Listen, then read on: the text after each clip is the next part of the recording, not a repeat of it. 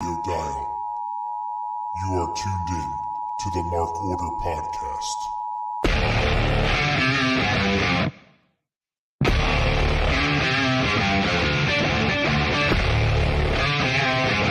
Join the Mark Order.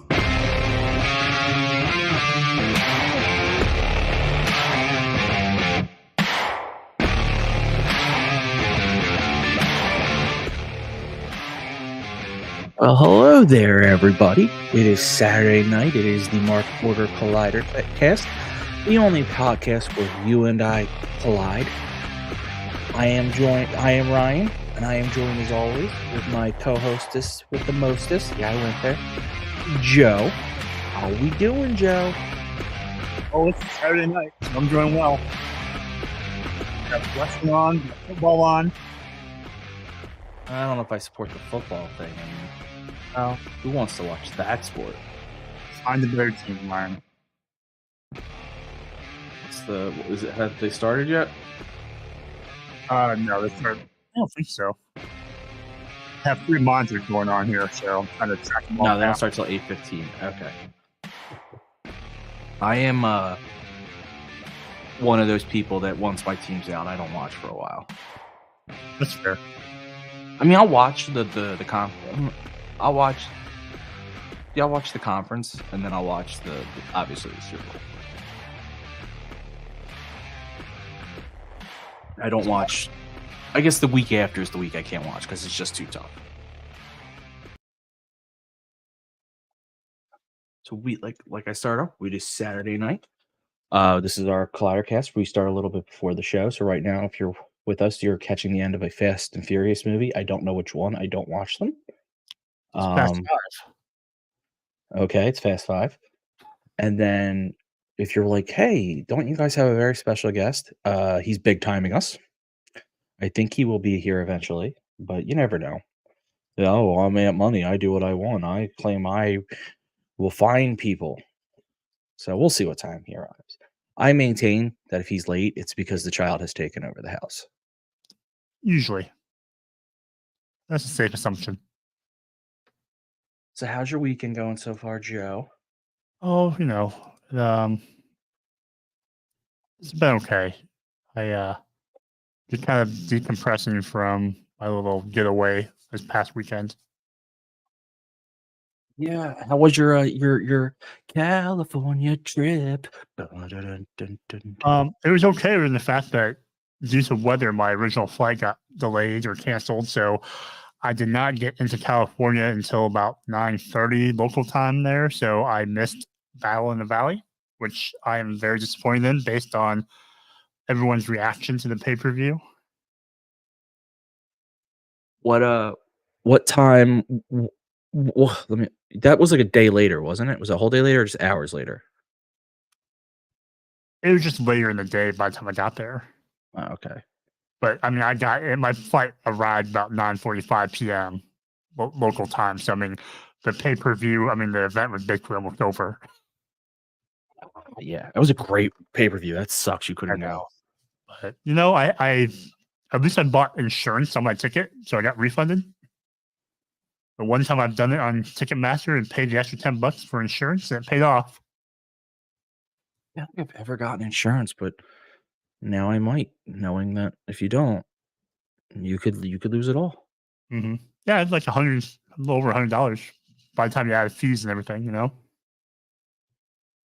I got my big trip is coming up this week, so hopefully all goes well. What was it, snow or rain that kept you from taking off? It was snow, so we had about 10 plus inches of snow, but it was mainly the wind. The winds were gusting up to about 40, 45 mile per hour. So it was like blizzard-like conditions around here. On top of that, it was like wicked cold. There was, we had 78 hours of negative degrees for a high. So it was lovely. We had about 6 inches yesterday to add on to the 2 we got earlier in the week, and it's 20 degrees out right now. So I know some of what you're dealing with. Not yours is worse, but I still know some of it. There's one day where I think our high temperature it was about negative, I don't know, negative 20, negative 18 for a high, something like that. Why do you live there? I don't know. Good question. But And Eric, that's inappropriate saying that I know about 6 inches. And plus, wrong. yeah, 4.5 at best.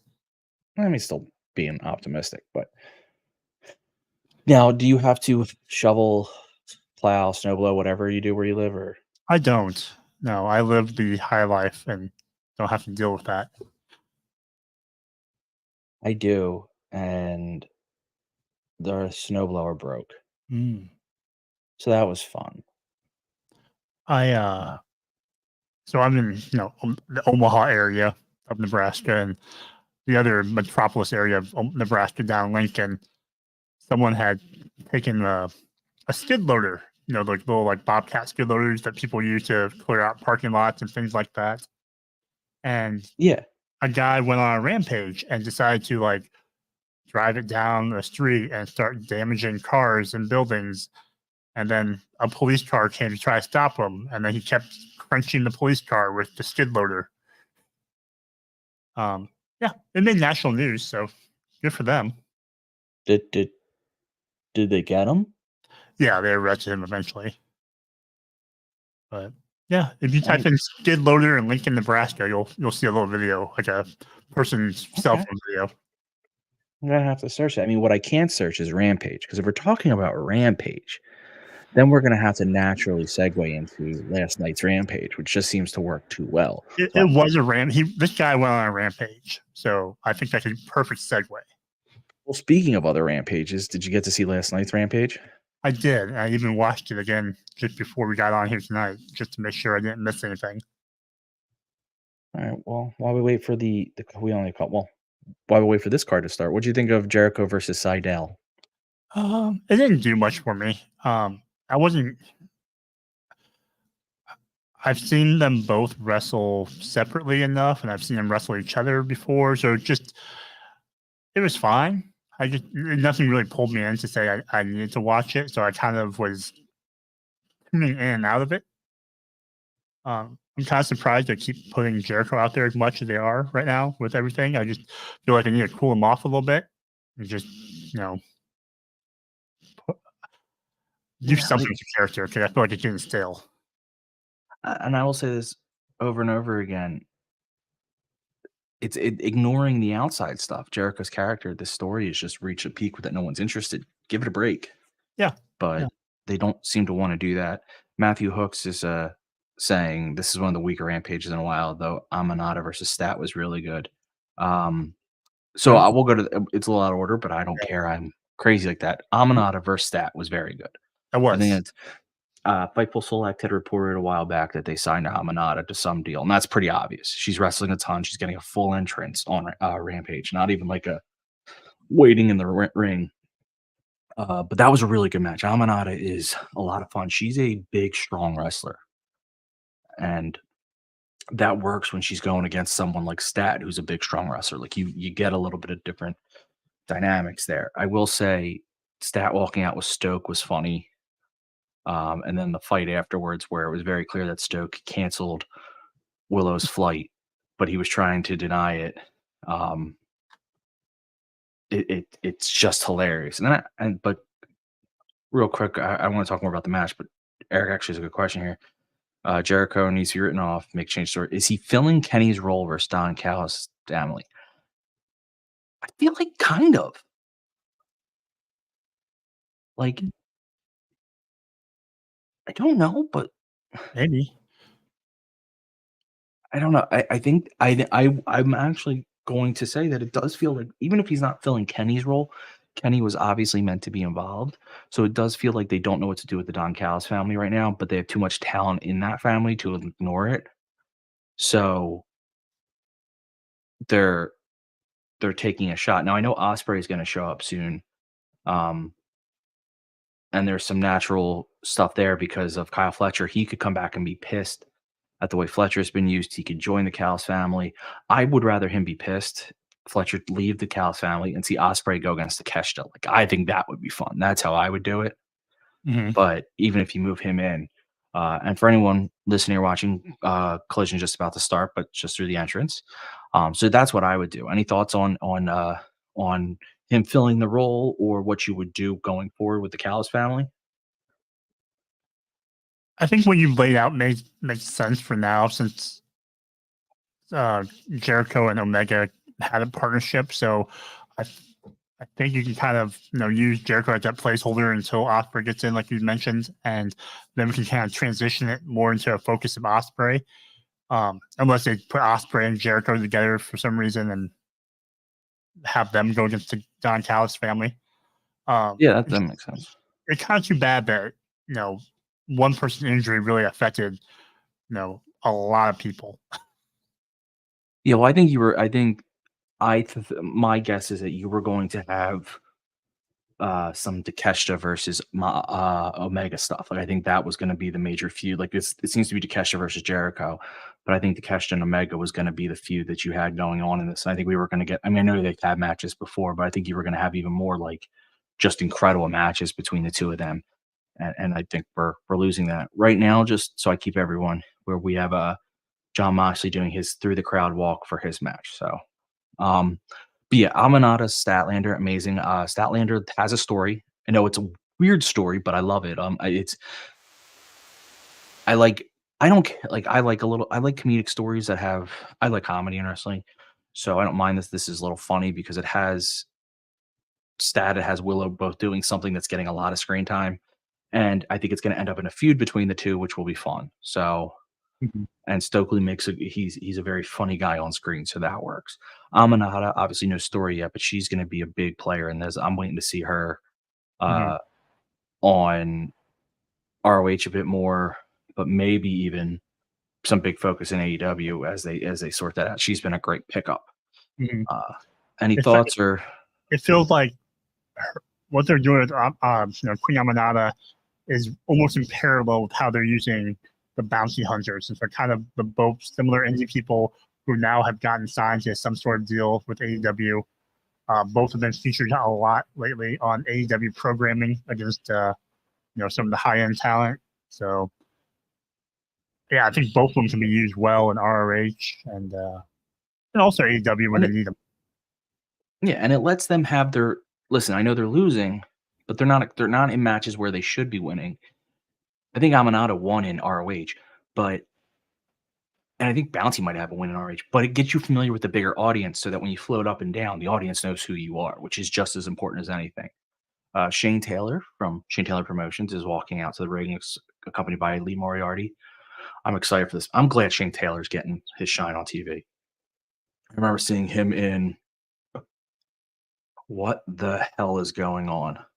All right, we're going to do this one at a time. Apparently, our big time guest decided, you know what? No. He wants to big time us. I'm going to play a game here. Uh-oh. I don't know how to do this.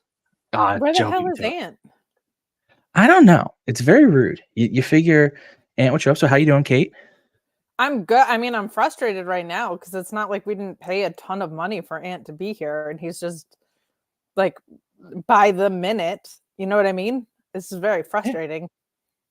So I'm okay, but I'm annoyed. That'd be unprofessional. It's really unprofessional, considering he and I were like the most professional duo or whatever. And considering what, quite frankly, a huge deal I am. Like, I'm a really big deal. So for him to be an even bigger deal and to like act this way, like someone I considered a peer, it's just really upsetting. But it's very upsetting. I don't know. Here I am trying to enjoy Shane Taylor versus John Moxley, and we've blown our budget for the year on one guest. It's upsetting. That guest doesn't even show up. Grow up. You know what I mean? Like,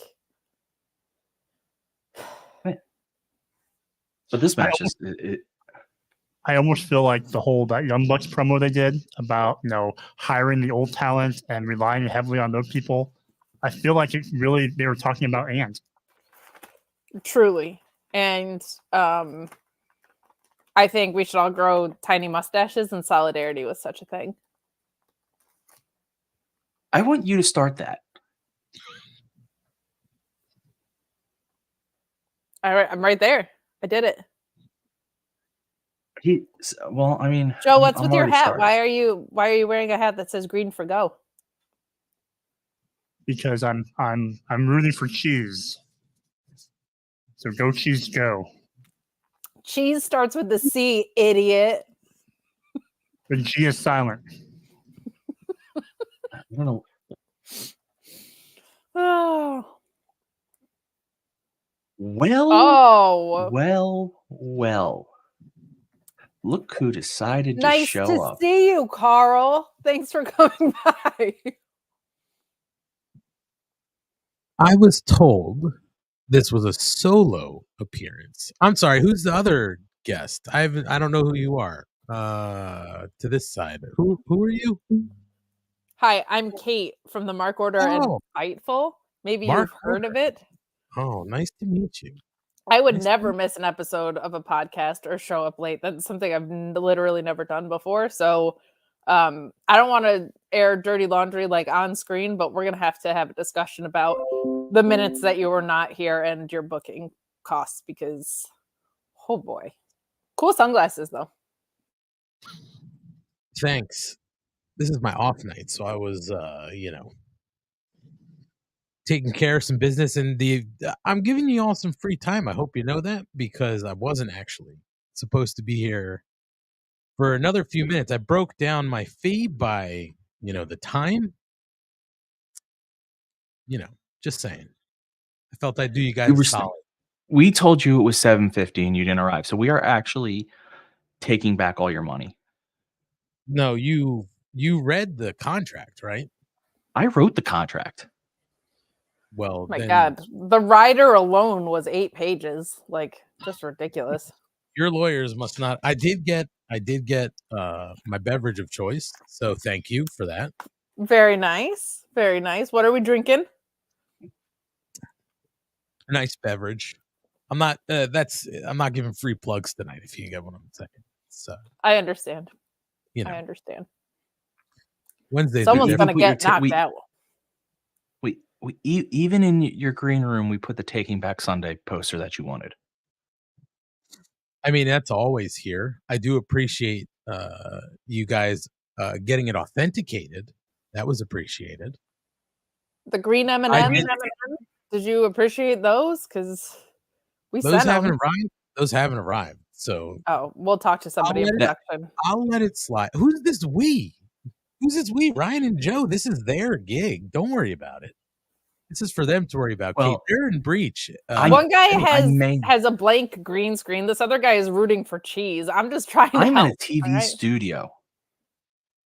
I'm in a studio for the Collidercast. Your screen has nothing on it. And you're not even watching it, there's nothing to show yet. Yeah, there you go. Well, at least Ryan's watching the screen the right way. So I'd like to say thank you, fellas, for having me on tonight. I do know what happened to your M&Ms. You ate them? I was supposed to be the delivery person, and you cannot give me candy and expect me not to eat it all. I knew it. I mean, that's a rookie mistake. How many vans did you climb in as a child? I feel like if anyone offers you candy, you're following them. No. See, I may love candy, but I'm smart. I want the candy up front. And then I would eat it and just run away. Ryan, I'd also like to point out, you used the wrong tagline for the candy. Rookie mistake is that's a Snickers thing. I hope they don't come soon. I know they do that at the Flyers. I'm not a big fan of that. It's an NFL thing they're doing. I think it's like they do it at the Flyers too. When you're at the Flyers, they'll show somebody in the opponent's jersey and be like, "Hey, this is a rookie mistake." The opponent's jersey, in the opponents. Casey eating candy. What do you guys think of this match so far? I love Shane Taylor. I think he's just someone going to get knocked out. I mean, somebody's got to. I personally, I just figure we should talk a little wrestling and not my contracts. Well, here's a question I have for you guys. I don't recall seeing Mox's hands being wrapped like this for a match at all. Is this a new look? Does he not normally wrap his hands? I think it's a CM Punk tribute. In St. Louis? Okay, I guess. I don't see the connection, but okay. They famously are huge fans of each other, so it would make sense. It's true. It's true.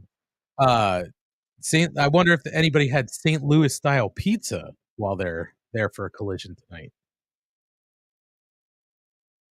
Toasted ravioli or nothing. Toasted raviolis are the way to go. Mm-hmm. That Provel cheese is a little weird, but I kind of like it. Ooh, big lariat. I'm looking up images. This is going to bother me. You're right. He doesn't normally tape his hands. If anything, it's just his wrists. No? Here's one. He does wrists a lot. There is one here with his hands. I guess he just selectively chooses who he's going to tape up for. I wonder if this is because it's going to be a lot of punching each other. Like if it's supposed to draw our attention to the fact that these guys are going to be knocking each other down a bit. By the way, Scott is right. Peanut butter M&Ms are the best. Oh my God, ridiculous. Those are They're very so good. good. I miss them. I did have doubts about the caramel M&Ms when they first came out, but they're pretty good. I've only had them once and I enjoyed them, but the peanut butter's always top. Do you guys think it's difficult to get Shane Taylor in this chokehold? He is a large man. You'd better be really comfortable about how you can wrap your legs around that man. Yeah, he also might be one of those guys that can't really be choked out too. That some of those guys do exist. Oh boy, wow. What do you think you're gonna do? Show the power. Yes. I didn't get him that high. I would have went higher. I really want them to. No, like if you could have, like go higher. I wouldn't have went higher at all. Can you take it higher? There you go. There's your Creed reference. I would like to see them add somebody to Shane Taylor Promotions because it's been a lot of just two people for an entire promotions. Hey Ryan. Yeah. Ryan, I was doing something today and I messed up my fingernail. It was bleeding everywhere. Like my fingernail like got cut and when I pulled it apart, I was bleeding. So I put on a Band-Aid. You're probably gonna appreciate this one. Is that a Muppet? Yes, it's Statler and Waldorf. Oh, that's perfect. It was the only one I could find at the moment. It was the only one I could find. I support that Band-Aid.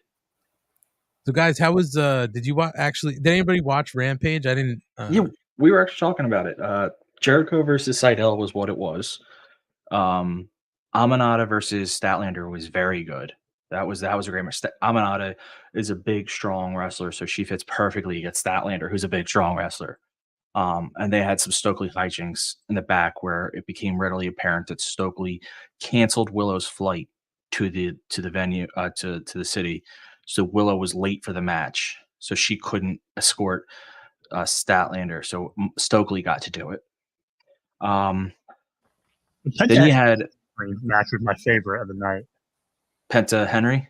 Mm-hmm. Yeah, there was in terms of storyline, none didn't matter, but in terms of just quality of the match, top tier. That's Rampage. Anthony Henry. Yeah. Can I also? I just want to interject. Ryan, unfortunately, I think you were wrong here. Shane Taylor is a man who can get choked out. Apparently, I said maybe he was one of the ones who can't. I didn't realize he was just about to lose. Yeah, no, I know. You did say perhaps, but it turns out he can be. Yes, because Moxley just won by submission. Chris Statlander? Wow. Yeah. Did not see Chris Statlander getting the win there. Yeah, against Mox. I fixed it. Mox has a microphone. Yo, Rampage last night, that Queen Amanada hip attack in the corner was fantastic. She and Tony Storm. So I had to go back in my tweets from my dark live tweeting days. Rest in peace. And I found when Amanada wrestled there, and I specifically said, please don't slam your butt into my head. Because even then, it was just the most ridiculous butt attack I've ever seen. It there are times when it happens with Tony Storm too, where you see the opponent's head just like ricochet off the ring rope, and it looks so gnarly, like in a good way. It works that Amanada is doing it because Amanada does it so well. So like you're not like, oh man, Tony's doing it, and like if you do it at that quality, you can do the move. Does anybody have the audio on to hear what Moxley is saying? Because I can't. I do. Yeah, he's pissed off. He's calling people out. He's saying, if you want to call yourself a colleague of his, you've got to keep up. So, sort of an open challenge, but he did specifically say teammate. He said, if you want to I got a question. Be a colleague or a teammate. Guess Yuta's gonna bleed again. Maybe Moxley's the bar. Garcia, maybe? Maybe Danny Garcia is the next move. Future teammate, current opponent. That could be really fun. Could be. So I raised I'm going to ask you two a question that Joe and I were talking about. It's related to Rampage tangentially, but so removing, we're getting a Hook highlight package for anyone wondering what Collision's doing. Removing Jericho from the Don Callis storyline for a second. Ospreay is going to be in AEW soon. Do you have Ospreay join the Callis family, or do you have him pull Fletcher from it? And Kyle Davis comes back, and then was it Kyle Davis or is it Mark? What's his? Mark Davis. Mark Davis. You have Mark Davies, and you have Kyle Fletcher. Mark. Jesus, that's why. Again, literally combining the names. Ryan, the only thing you need to know is this. And we know you know that. Nope. Yeah, got it. So, but do you have the United Empire feud with the Callis family, or do you have Ospreay join it? Because I'm thinking Ospreay versus Takeshita in just some banger matches. I think he's going to be way too babyface when he comes in to be able to have him on the heel side of stuff. But that's just me. So would you have him feud with the Callis family though? Sure. But I would have him win the international title from Orange Cassidy quickly. Would be the first thing I would do. Now, we are all seeing clearly on this day. So that's right. Metalingus. The Copen Challenge. I don't know. He looks like suicide. Yeah. I have no idea. I do like the 3/4 sleeve shirt though. It's a good look. Yeah, I don't know. Like Ospreay could come in and take the international championship, but we're on the path with Roddy and Orange Cassidy to Revolution. So, or not Revolution, excuse me. No, Revolution. No, Revolution. Sorry, for some reason I keep mixing up Full Gear and Revolution. I don't know why. It's a Revolution. It is. Full Gear. Full Gear's in the Yes. Full Gear. I feel like our dearest Adam Copeland kind of looks like he's on Nickelodeon Guts with this look. Well, you have it. Competing for Canada. Adam Copeland. All right. I'll take this open. Throw it to Mo. And answering the Copeland Open Challenge is the Darius Martin. Copeland opened? Copeland opened? I don't know. Like Darius Martin from Top Flight. Like it's a tennis match. Well, it's not Okada. No, I know he's technically done the 31st, but I do wonder if that's how he debuts. That would be a really fun way to debut, because Adam Copeland said that was someone he wanted to face like in the media, and people were like, that will never happen, but that's a fun idea. Would be kind of fun. This is Dante Martin, not Darius. That's my fault, Dante. I confused the names too. Wow. And what you did miss, you missed two very, very important backstage segments on Rampage. First, Jay Lethal pretty much is going to be breaking up with the Jeff Jarrett faction. Good. He says he wants to go solo. So there's that. And then in a more important one that was probably gifable by a lot of weirdos on the internet, there's a whole scene where Ruby Soho chokes Harley Cameron for making out with Cool Hand Ange. And then, but the highlight of the entire segment is Saraya goes, no, it was Anna Jay. She's the one who sent Harley Cameron after Cool Hand Ange. And as they walk away, you catch Renee Paquette giving Saraya this look like, are you kidding me? And Saraya would be, shut up. Like, just like, I got this. Just a great moment. One LT believes Harley liked it. Harley is crazy, so she might have. I do plan to watch Rampage. I didn't have a chance today. I'll zip through it to see what happened. I would like to say early in this match, as Dante was coming up on the apron, the camera was caught Dasha coming out of the ring. What great boots Dasha is rocking tonight. They looked like they went all the way up above her knee and laced all the way up. Fantastic look for Dasha. Is this the episode we find out Ant has a foot fetish? No, I don't have a foot fetish. I'm saying great fashion because I'm a fashion icon. Okay. I can't argue with that. That's 100% accurate. And you've mentioned before that you are a fan of Dasha. Like you don't hate the way she looks at all. No. Nor should you. What a babe. Some might say I'm smitten with Dasha after what was it? Not last year, maybe the year before. I don't know. We went to Connecticut. Mrs. Money and I went to Connecticut for a live Rampage. We were sitting front row. Dasha did shout me out. She was like, fantastic jacket. I was wearing the sequin, purple Macho Man jacket. And I was like, Dasha, you look great. It was adorable. It was a mutual respect of fashion. He usually attends the Jericho Cruise. I'm just saying. It's true. Well, unfortunately, I can't attend the Jericho Cruise. Shameful. Well, I've got to be fiscally responsible. Your name is literally AntMoney. No. It is. But AntMoney is AntMoney because AntMoney has a 9 to 5. And AntMoney's not sure. 9 to 5. AntMoney's not sure what his 9 to 5 is going to look like in the future. Oh, yeesh. No, I'm not in any that I know of. I'm not in any jeopardy, but I'm not sure if I'm going to stay with my 9 to 5. So Understood. Well, if you want somewhere terrible to work, I can. No, I can hook you up somewhere. No, I'm good.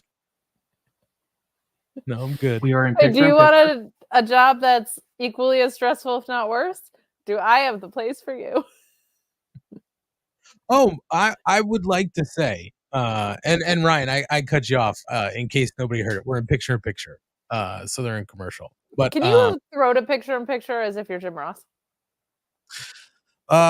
Ladies and gentlemen, we're gonna take a minute here, and we're gonna keep up with the action right here in picture-in-picture. Very good. That was almost as good as your Dalton. Boys! I was trying for the quick layout change there. I was trying to get just one giant picture next to a face so it looked like picture-in-picture. Couldn't get it to work. No. Yeah, I can't do the boys right now because I've got a sleep. The boy is asleep. No, yeah, right. It requires volume. Yeah, I've tried to do it before where I'm not at maximum volume and it doesn't sound great. Doesn't resonate. Please tell me you saw the Dalton promo from this past episode of ROH. I didn't. My week's been crazy, so I haven't seen it. He's in this feud on ROH with Johnny TV, John Morrison. Yep, I'm aware of that. Yes. So he keeps denying Dalton a match and calls him Macho Man Randy Average, and then Dalton Castle just comes in apoplectic. He played 8. But he's just throwing slices of cheese at him, and backstage there's a parkour rig set up for Johnny TV, and he's just Dalton Castle just chucking cheese like Lexi Nair's like dodging out of the way, and Dalton's just like a madman, and there's a pallet set up for Johnny to jump over and stuff. It is hysterical. I'll send you the link because I was in stitches. Oh my gosh. I tweeted this, and I mean it. Lexi Nair has been amazing in ROH. She's Between grown her stuff so with much. her She's gotten stuff with the so much Minion better. stuff, and now with Dalton Castle, where she sits down next to him as Dalton's just sitting depressed, and they both look tired and just upset, and it's just, oh my god. I don't know if I gotta believe it's a little bit of the Renee influence where you have someone who can tell you how to put personality into your backstage interviewing, because she starts to put personality into it, and she's just nailing it.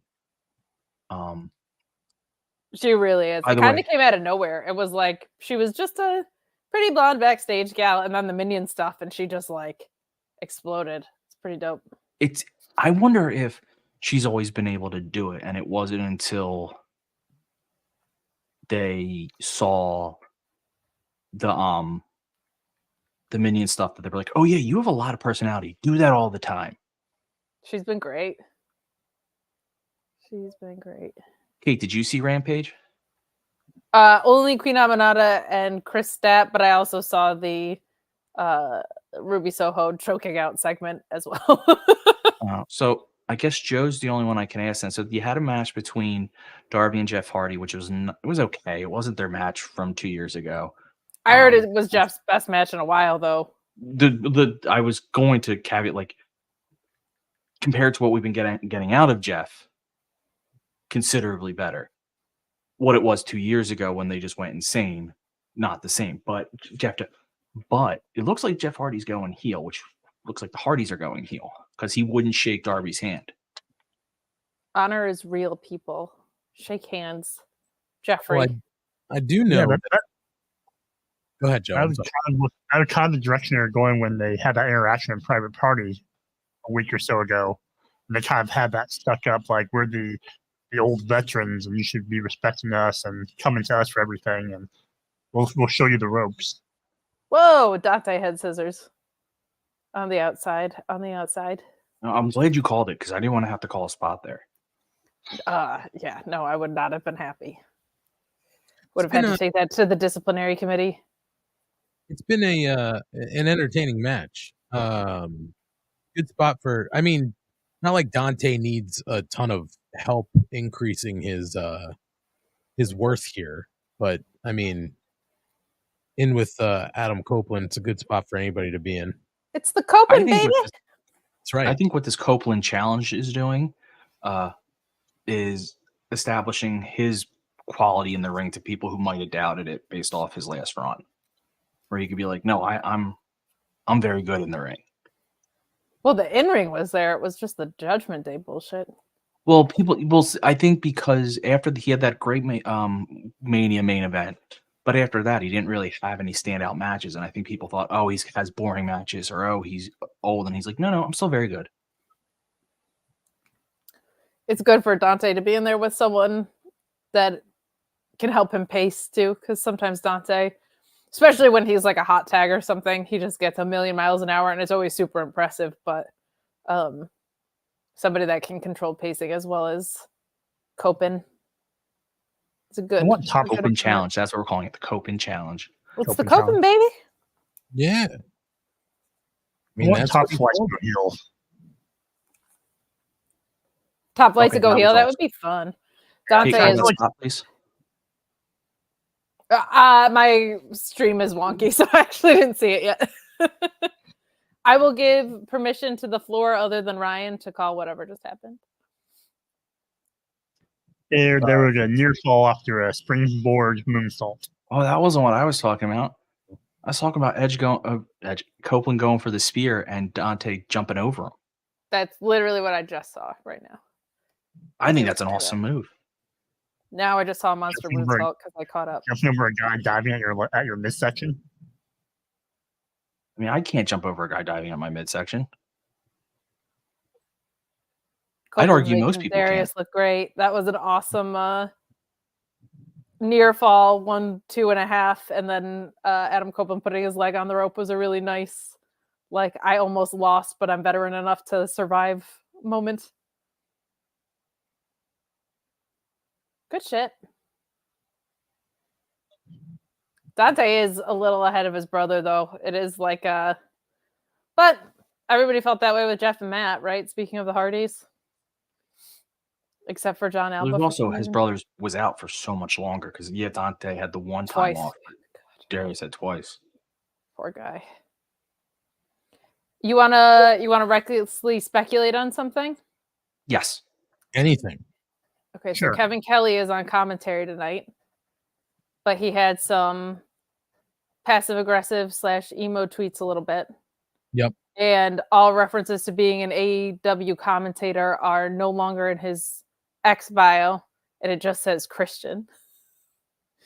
Do we think he's on his way out? And he just was tweeting about Okada for the past 24 hours, like not much else. Why is there a reason we might think he's on his way out? Did he do something?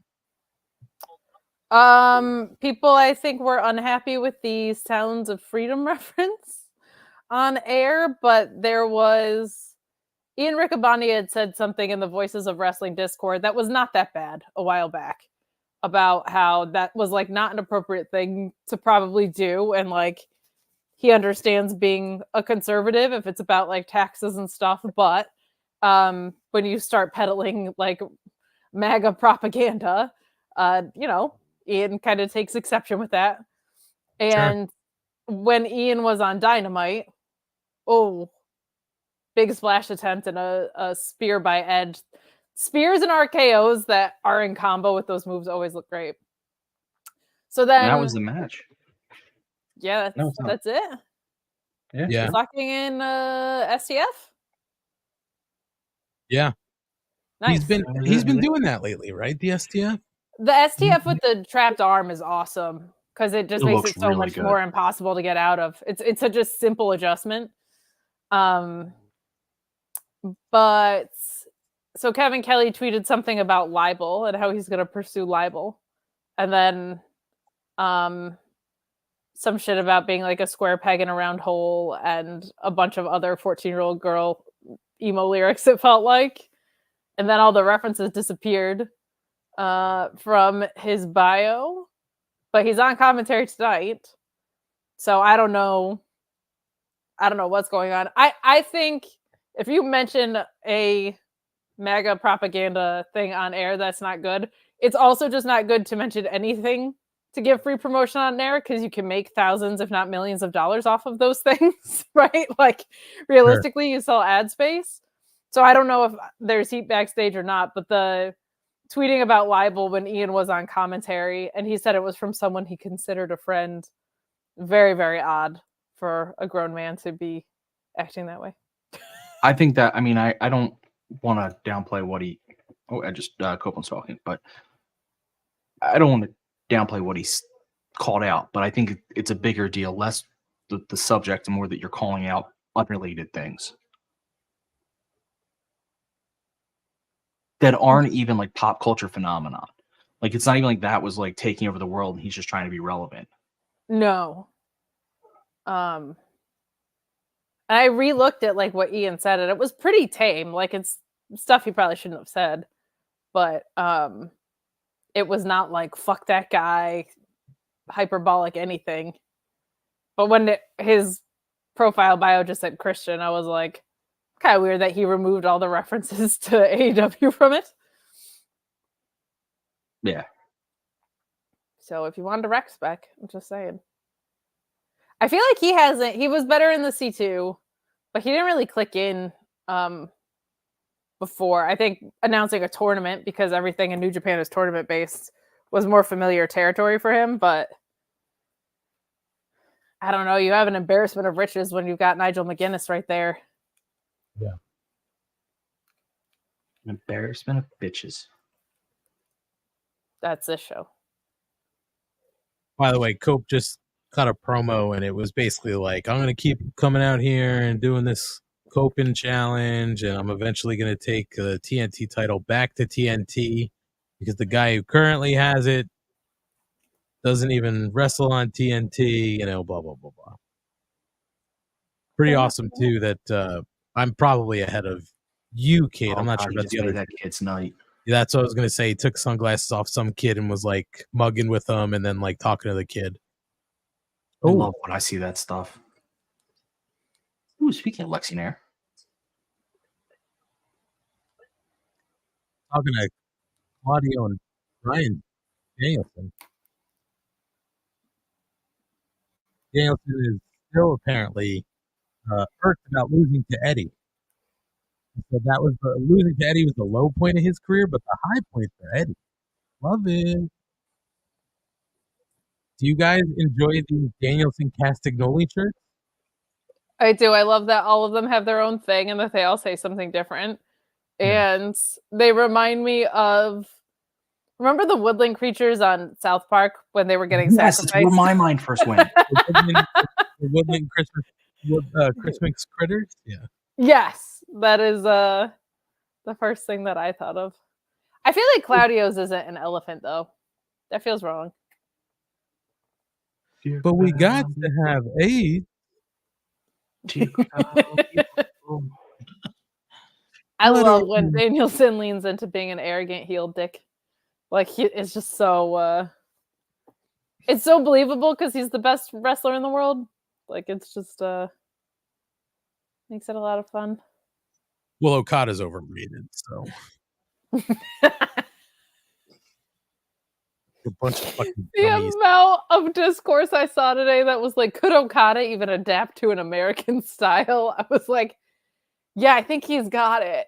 The funny thing is that every one of those fucking idiots would jizz their pants if he showed up in the WWE.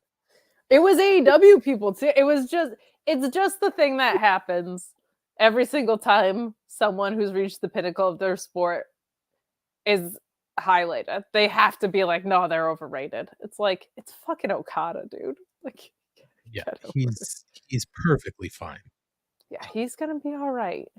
And what's funny is, like, we went to Capital Collision, and especially live, I think it shows up. I feel like he probably gets American presentation more than anybody else. Like, the way he was interacting with the crowd, I was like, I wish American wrestlers would act like Okada does in American television. He's great at it. He's really good. We saw him live. He's very good live. He's better live even, yeah. Like, he's one of those where if you see him live, you're like, oh, I get it on another level now. I want to point out that totally unrelated, but I will forget. And I asked a bunch of times over the last couple of weeks, where's Stu Grayson? Well, apparently tonight he's tag teaming with Evil Uno and DPW. So, yeah, I don't fucking get that at all. It actually really pisses me off. Like, you just had this whole feud with the Righteous, and the Righteous won. He's just still in the Dark Order, I guess. Yeah. Hey, I'm looking at the chat. Since we're in a commercial, Matthew Hooks put a question here. Oh, I forgot this whole thing moves. Who do you want Ospreay to feud with at first at Revolution? Assuming he's going to wrestle at Revolution. Can't be OC. Can't be OC.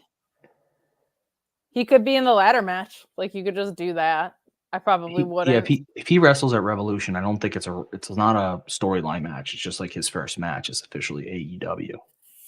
Do we are we assuming we're getting Edge and Christian 2 then, based on that promo at Revolution? Edge and Christian 2, Electric Boogaloo, yes.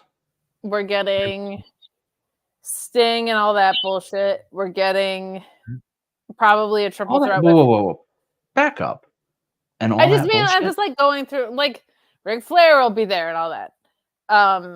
You're getting a triple threat probably between Hangman, Swerve, and Joe.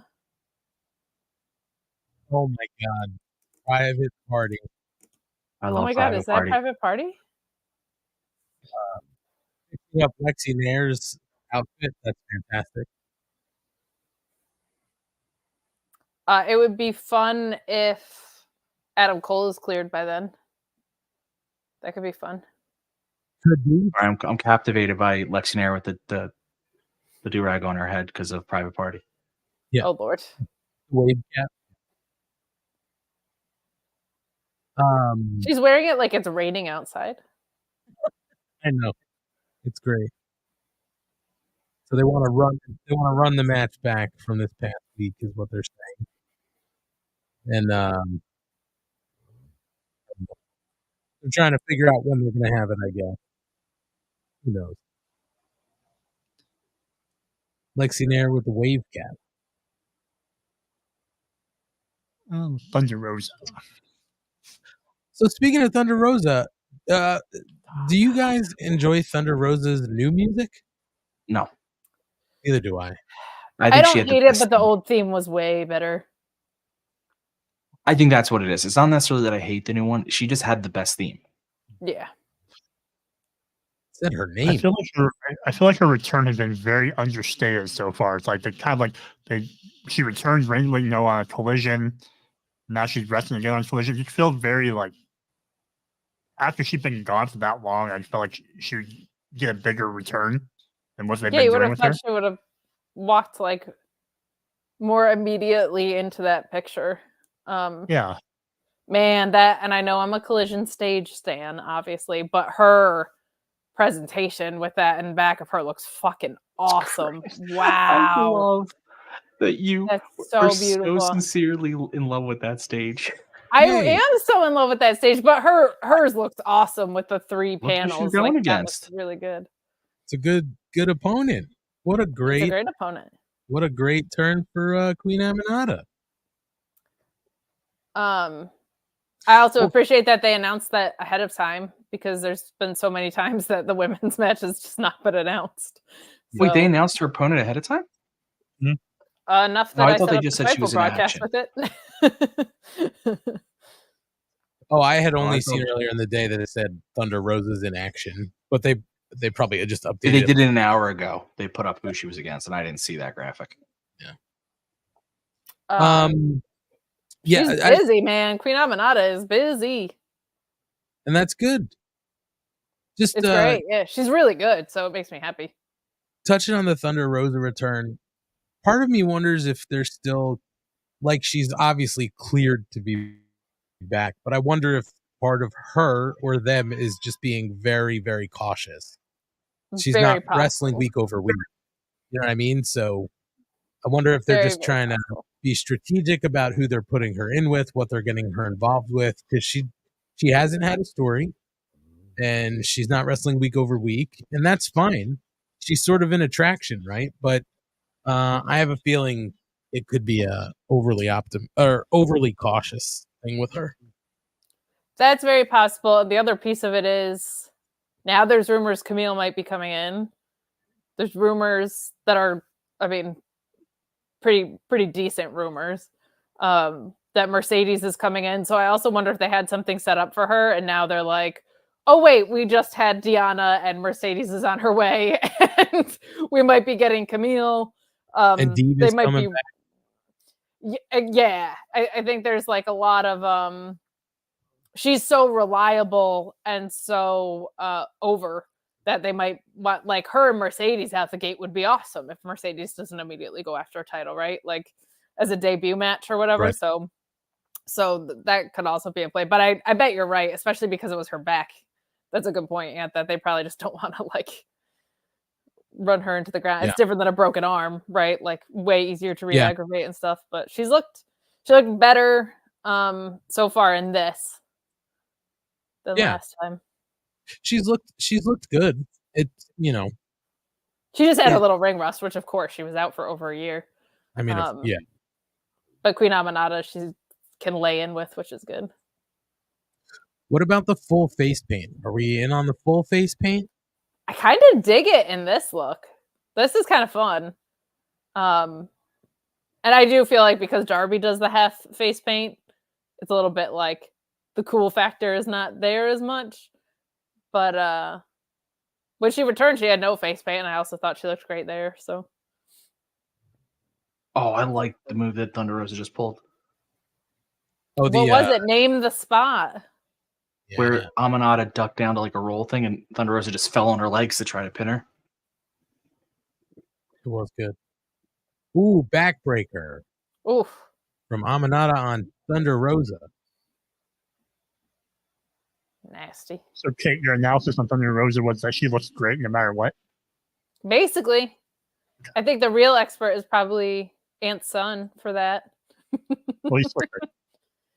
I like the full face paint, like with this gear and with this hair. I don't know if I would like the full face paint all the time. Yeah. But I think it works for this. I like when she switches it up. Just give us a new look every time. Did you guys see that double knee spot? Not yet. Okay. Tell me when you get there. Ooh. Oh, there it is. Jesus. Wow, you're behind, Kate. You were very behind. I know. Well, I'm trying not to tempt fate. They just did a close up on the full face paint, and it's way cooler than I thought. Yeah. She's got like picture. Of course, when they I go don't know to what they are. Like the yellow like bead things on it. It looks awesome.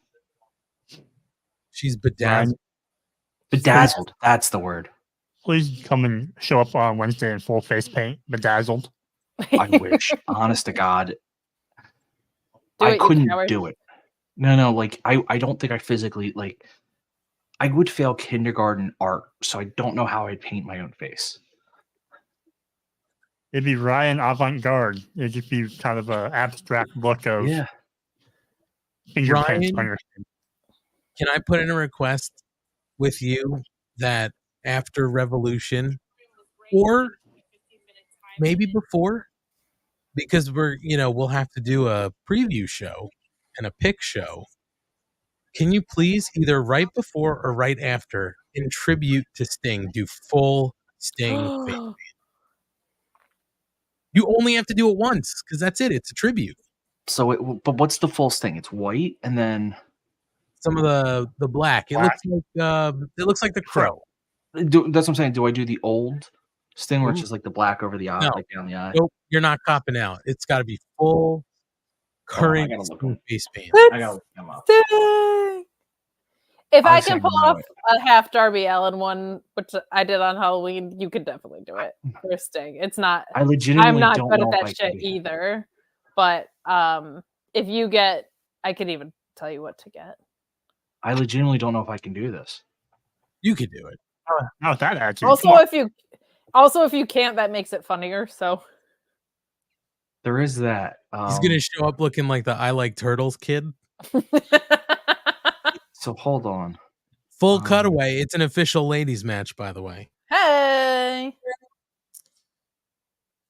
Oh man, Ryan, you certainly can do a full Sting face paint. If you don't do the full face paint, I'll show you my concerns. Give me a second. I'm just saying, if you cop out and do Surfer Sting face paint, it doesn't count. No, Surfer's even harder because there's multiple colors and stuff. It's Crow Sting, and you're doing it. That's all. Hold on. The disciplinary committee has decided. No. We're not taking a disciplinary committee gimmick. Hold on. I got to get rid of this. You want to, of all gimmicks, that's the one you want to steal? No. Committee? That's what he's doing right now. And look at how well done those lines are. Can you zoom in and you have a mirror? I can't zoom in. I'm just stealing it from a window. I can't. That's literally just liquid eyeliner and lines. It's not that bad. You know what? You guys are. Oh, Boris Johnson is in the chat. Hi, Boris Johnson. I didn't know he was. Try. I have serious doubts of my ability here, guys. Listen, if Kiss can do it and Sting can do it, you can do it. And if you can't, it'll be hilarious. Thanks, Boris. It will be. Ryan, we'll send you the face paint. You have to provide your own duster. And paint. Whoa. I feel like Ryan's going to go buy a Sting mask, go on eBay and find one. That's a penalty. That's worse than not doing. I never agreed to the duster. The face paint is enough. Ryan, you already have a duster. We know it. If you don't do the face paint, you've let Sting down. Is what? As It's Always Sunny in Philadelphia taught us, the duster is badass. But I don't have a duster. Coward. We never talked about that double knee spot on Thunder Rosa. Brutal. That looked like maybe Thunder Rosa wasn't sure if she could handle it, huh? Because she rolled at the last second. She was like, I'm not doing this. I'm going to say this. They have gotten faster with each other as this match is going on. They started slower, like running at each other. Now the speed, like I guess when they got comfortable, they picked up their speed. There were just like a lot of neck locks in the beginning and stuff too. Like it was just they switched up the offense a little bit. Nice bridging suplex from Rosa. And a double titty slap. Love a good. So these are the titty. various stings. Chin up, tits out. Whoa, an air ring. Sorry, I might be. I think I want to just do the sunglasses sting. No, then you know what you got to do. Then you got to bleach your hair. That's right. If you're not going to do face paint, bleach it. It's Crow Sting with a bat, or Sting is disappointed in you. You've let down your childhood hero. I have a bat. That I have. Oh, you're halfway there. You can even get a black wiffle ball bat. It doesn't need to be an official. No, I have a black aluminum baseball bat. It's not plain black. It has some stuff on it, but it's still black. Queen Aminata just made the most I'm about to be a meme face I've ever seen. Just a couldn't believe I kicked out reaction. Ooh.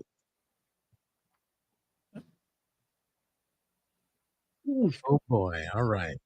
She's gorgeous, man. I mean, both of them, but Queen Aminata, yeah.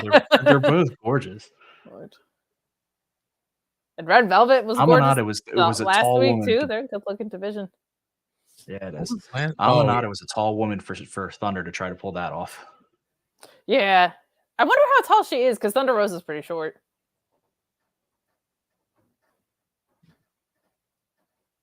Most of those Bejewels stayed on pretty well. That match also carried through like 2 full segments. That's awesome. Yeah. They give that some time. They're working on it. Their women's division is coming along.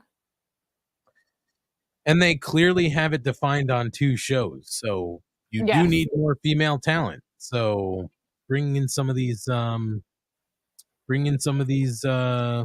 agents. It's good. Former political figure Boris Johnson. That was the bedazzling falling off her chin. Yeah. It was not chin. Ask what was on Thunder Rosa's chin. I love that Ortiz is in something tonight. Me too. Ortiz. It's a promo for the match tonight. So who do you want to be Okada's first feud? How about that shit? Okada's first feud. Jericho. Jeff Jarrett. Oh. Don't put Jericho out in the ether, please. Because that don't put Jeff Jarrett out in the ether either. That is guaranteed ratings. Say that shit 10 times fast. No. You're just a coward today. Sting. Sting makeup. Sting should be Okada's first feud. No. I want Ryan just to commit to Sting makeup. We still haven't heard him commit. Let's do it. So wait, do I need to wear it for an episode or do I need to shoot a video in it? No. The episode, whatever it is. It could be the pre-Revolution show that we're going to do. And I have it on my calendar. I don't remember what date it is. What is it? The 4th of March? So we'll either do it. Yeah, no. The show's going to be on the 4th of March. No, that doesn't make sense. What? March 4th is a Monday. Okay, so the 3rd then? The 3rd? So whenever that pay-per-view is, March 3rd? No, March 4th is... Yeah, March 3rd, it's right around there. Or maybe it's the 10th? It's March 3rd. Okay. The first Saturday in March, right? Sunday. So, Ryan, you have to either do it for our preview show for the 3rd or our entire Dynamite. And if you don't show up to either one of those, it must carry over to the next time you're on air. So, not a Collider cast, because we have to reap the benefit of this. Correct.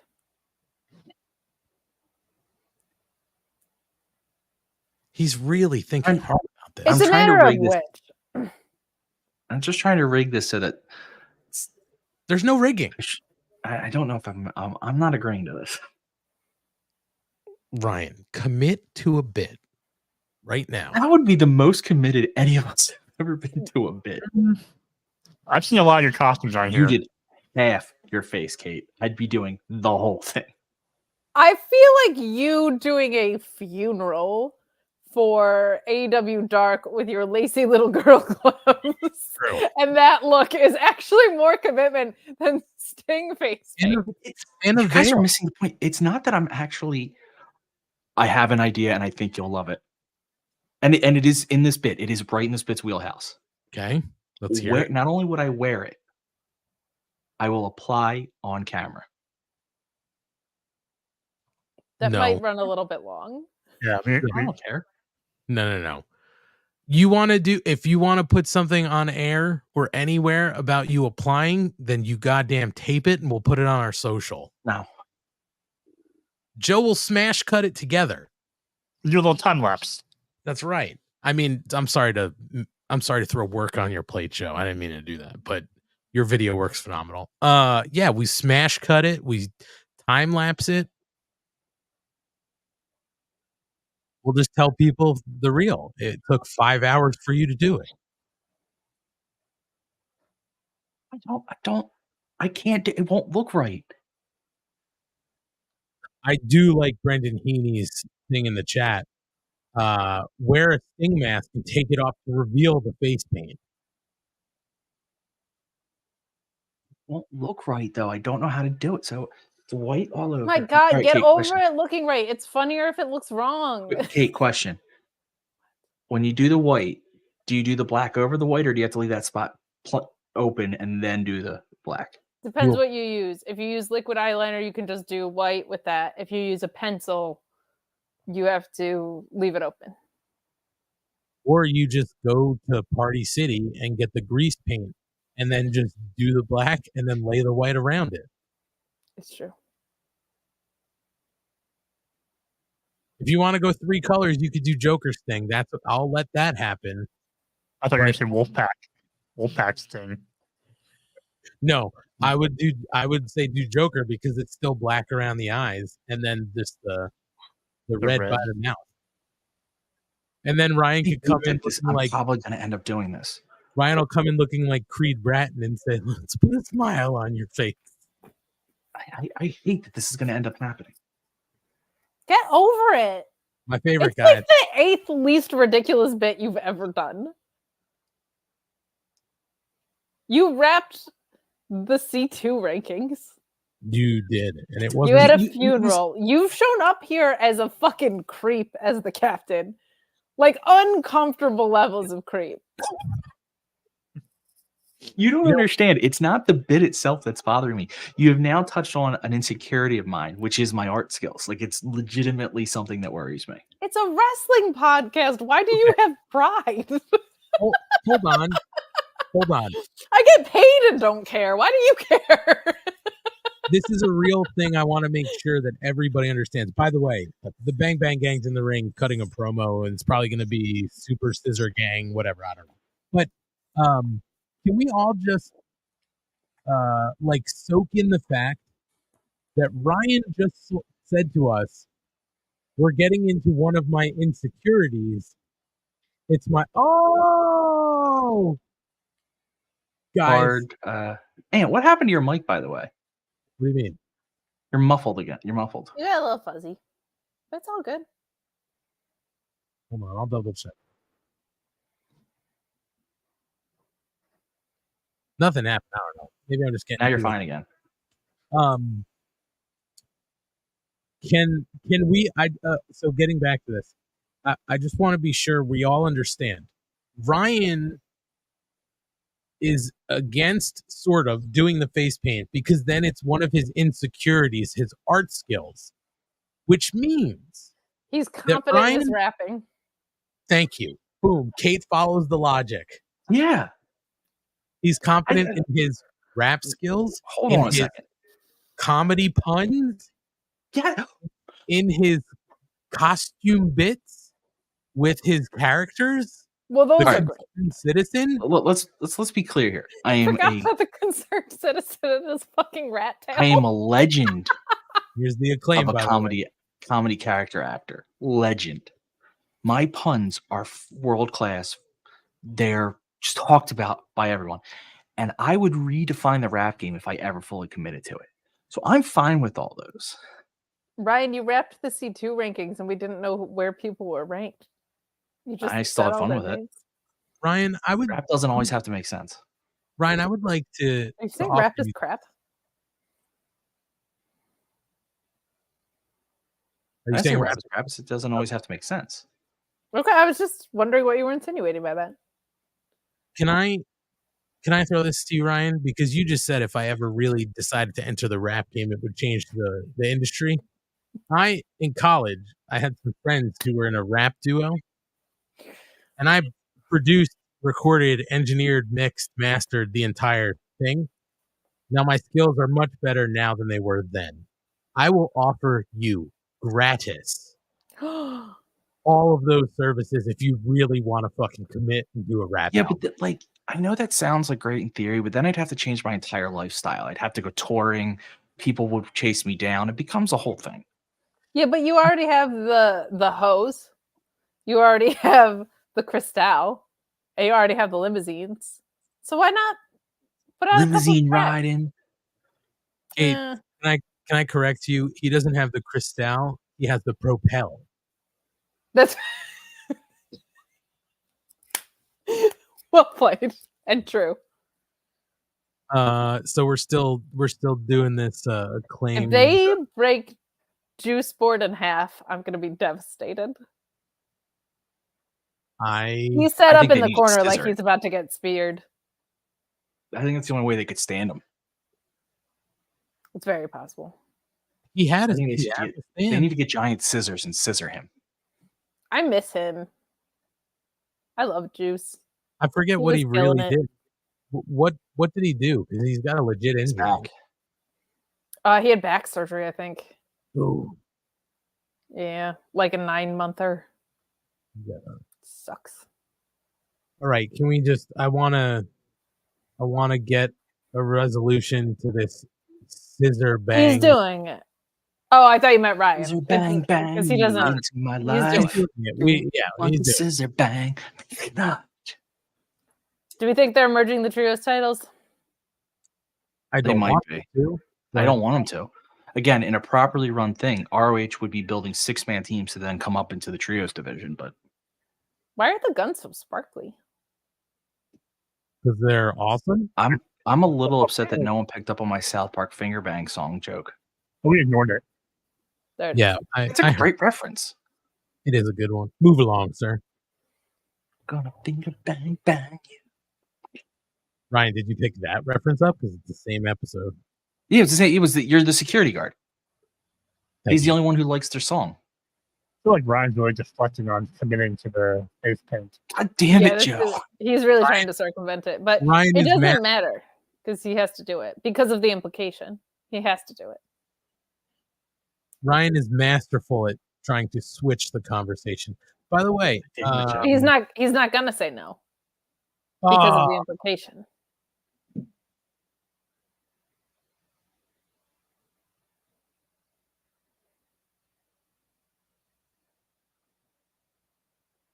I'm just waiting for the Bang Bang Gang to turn on them. Because right now it looks like we have some scissoring and banging going on, but I want those two things to go against each other. And I just do not fucking care about the Acclaimed at all right now. And something about a little girl putting her hands up for scissoring just feels weird. It does. And there's like merged music already. I hate that. I would buy one of those Switchblade jackets, by the way. Yeah, that looks really cool.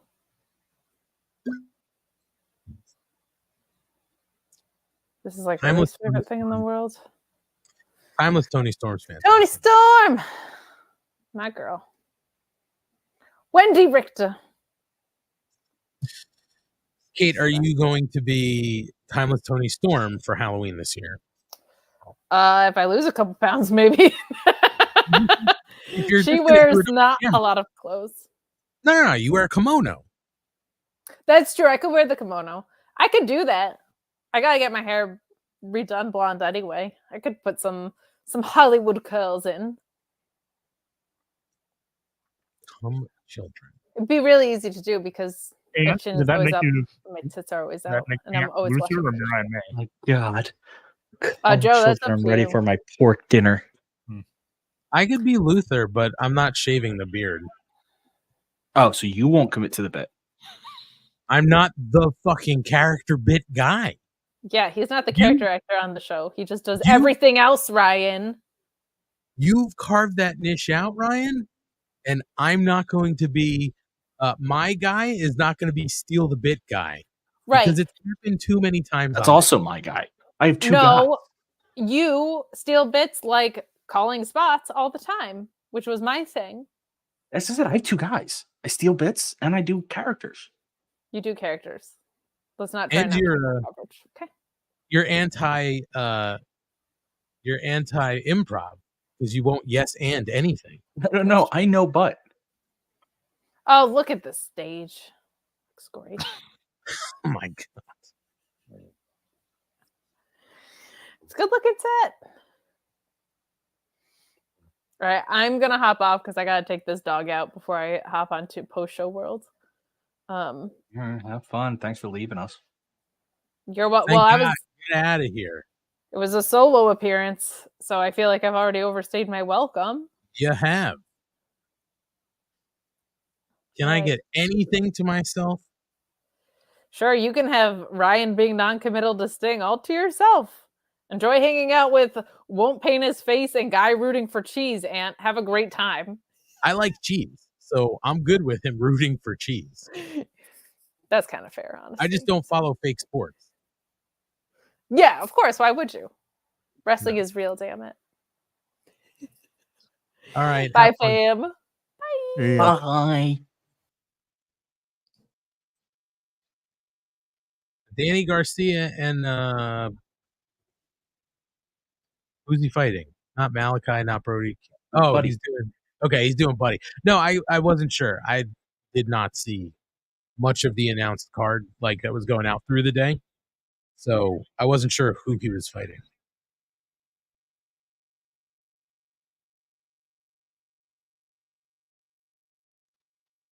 Oh.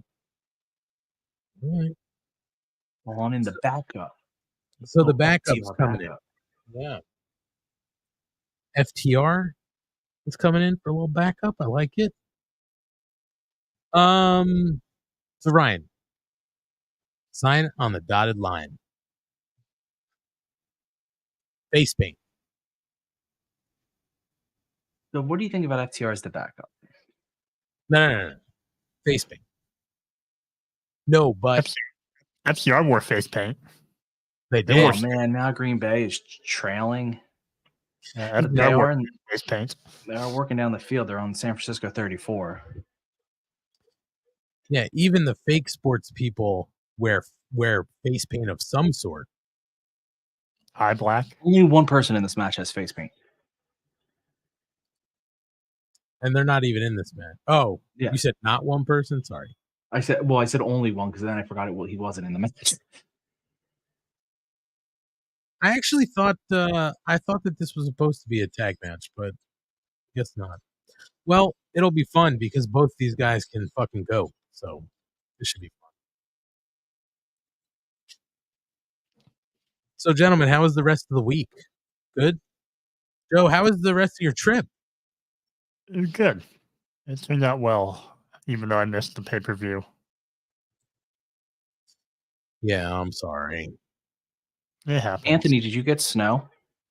Yes, we did get snow yesterday, but I still was able to get out to Brooklyn last night where I had tickets to a show. So, what show? It was Poison the Well. Poison the Well did they did like a string of 4 days or 5 that they had announced, and it was to celebrate their album You Come Before You, which is, I believe, 20 or 25 years old at this point, which makes me feel old because I remember when it came out. Are you worried about drinking water there? In Brooklyn? Well, I mean, the well was poisoned. Sorry, I didn't understand that. No, I was not worried. Thanks, Ryan. So it's Poison the Well Welcome. and Indecision and Sky Came Falling, I think. It was fun. Saw some old people from past lives. That was good. How much snow did you guys get up where you are? Honestly, not a lot. If it was 2 inches, that 2 inches seems about right. But the problem is that, like, my driveway still had some ice on it from the last one, so everything that hit my driveway pretty much stuck. And it's still there because it's been so fucking cold. Yeah, you guys got more early on in the week.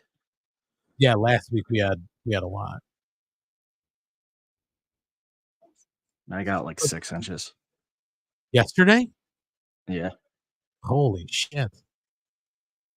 Well, this week, Ryan, they're saying it's supposed to, what they said, like Tuesday, I think Wednesday. I saw my forecast when I looked at it the other day. Yep. Said it's supposed to rain both those days, and the temperature is supposed to get up to like 40 degrees. So, looking forward to more flooding in my area. Oh, yeah.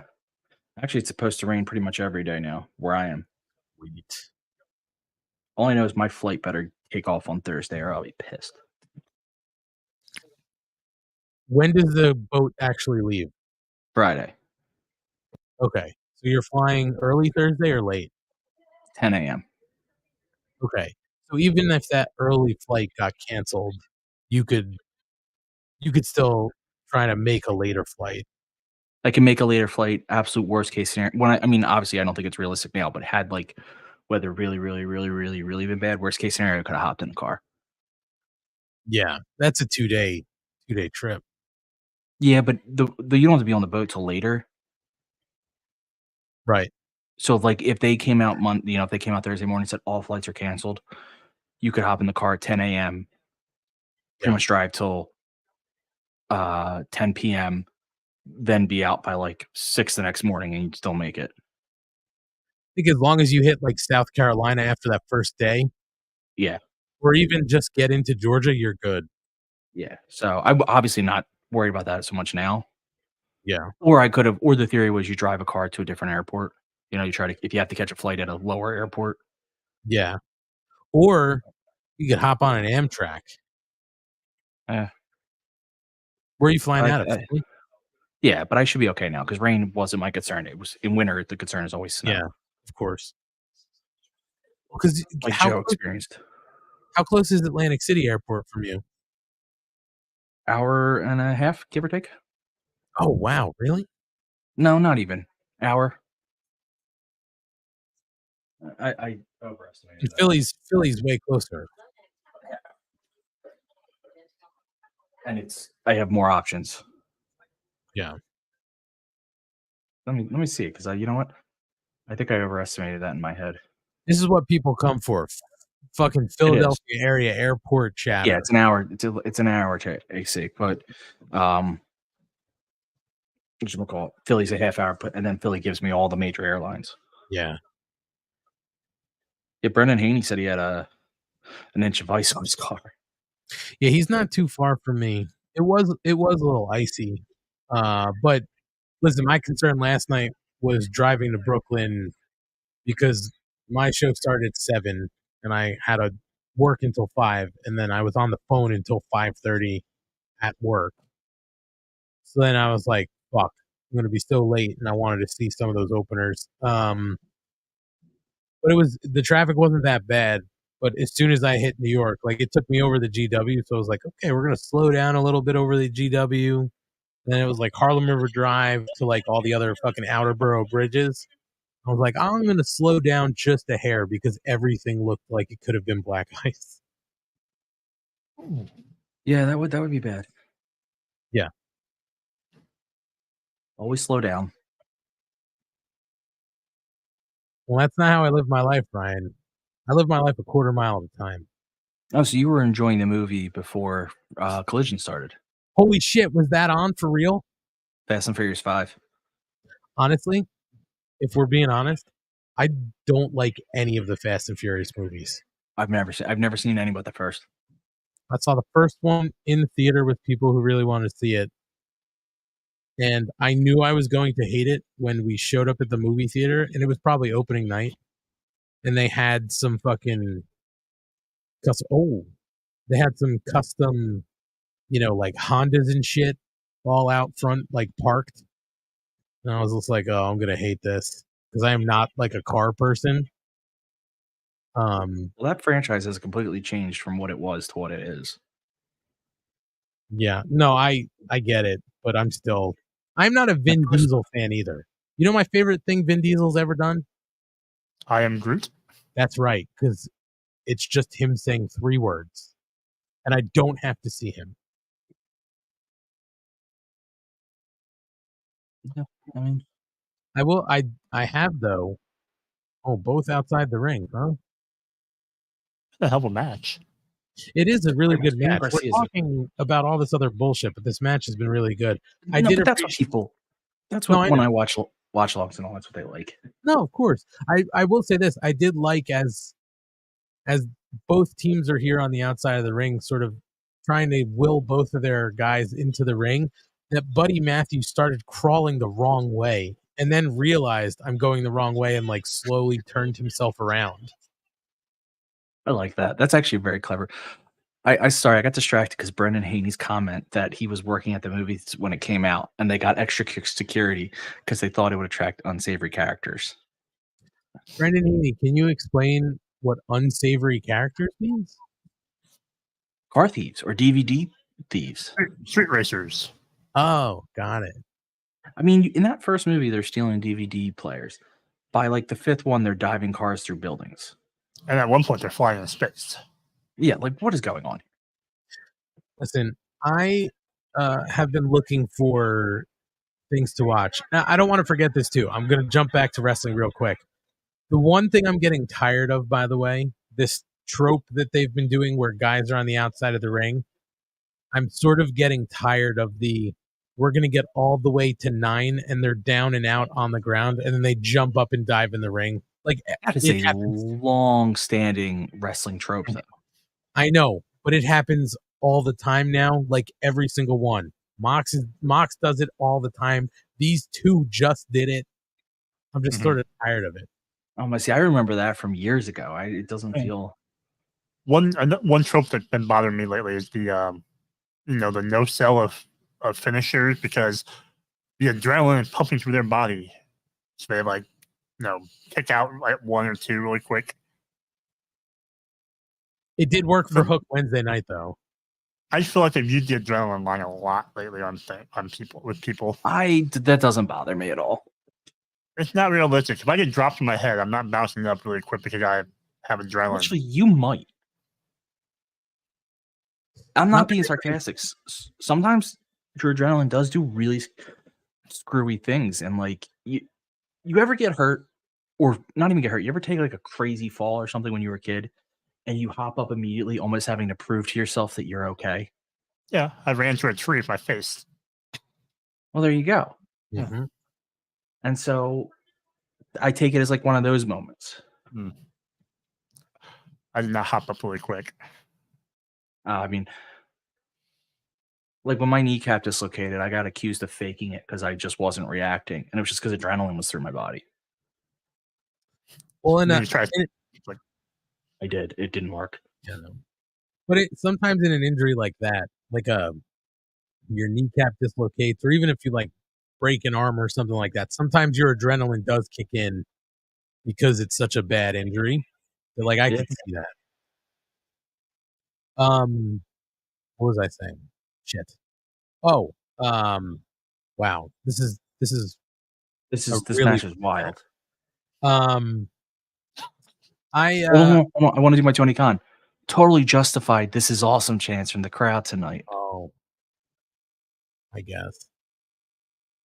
Oh, Danny Garcia dancing halfway out the door. I have been looking around for something to watch on something to watch on the streamers, just to one. Hey, look at that! I don't know if I'm ahead of you guys. You're behind. Daniel Garcia. Right. DG with the win. I like what they're doing. Like he went winless basically almost in the CC. They really built him back up now. Yeah.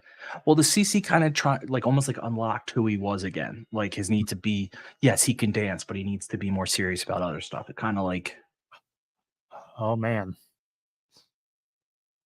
I also do love that Brody was just fighting with Dax in the corner and the referees came close to him and he turned and whichever referee it was just ran yes. And then he went over to the security guard and punched him I think in the face, which is fantastic that the wrestler wouldn't give a shit about security, but you're not going to touch the referee because then that's a problem. So I love this that the locker room. Sorry, and I agree with you on all of that.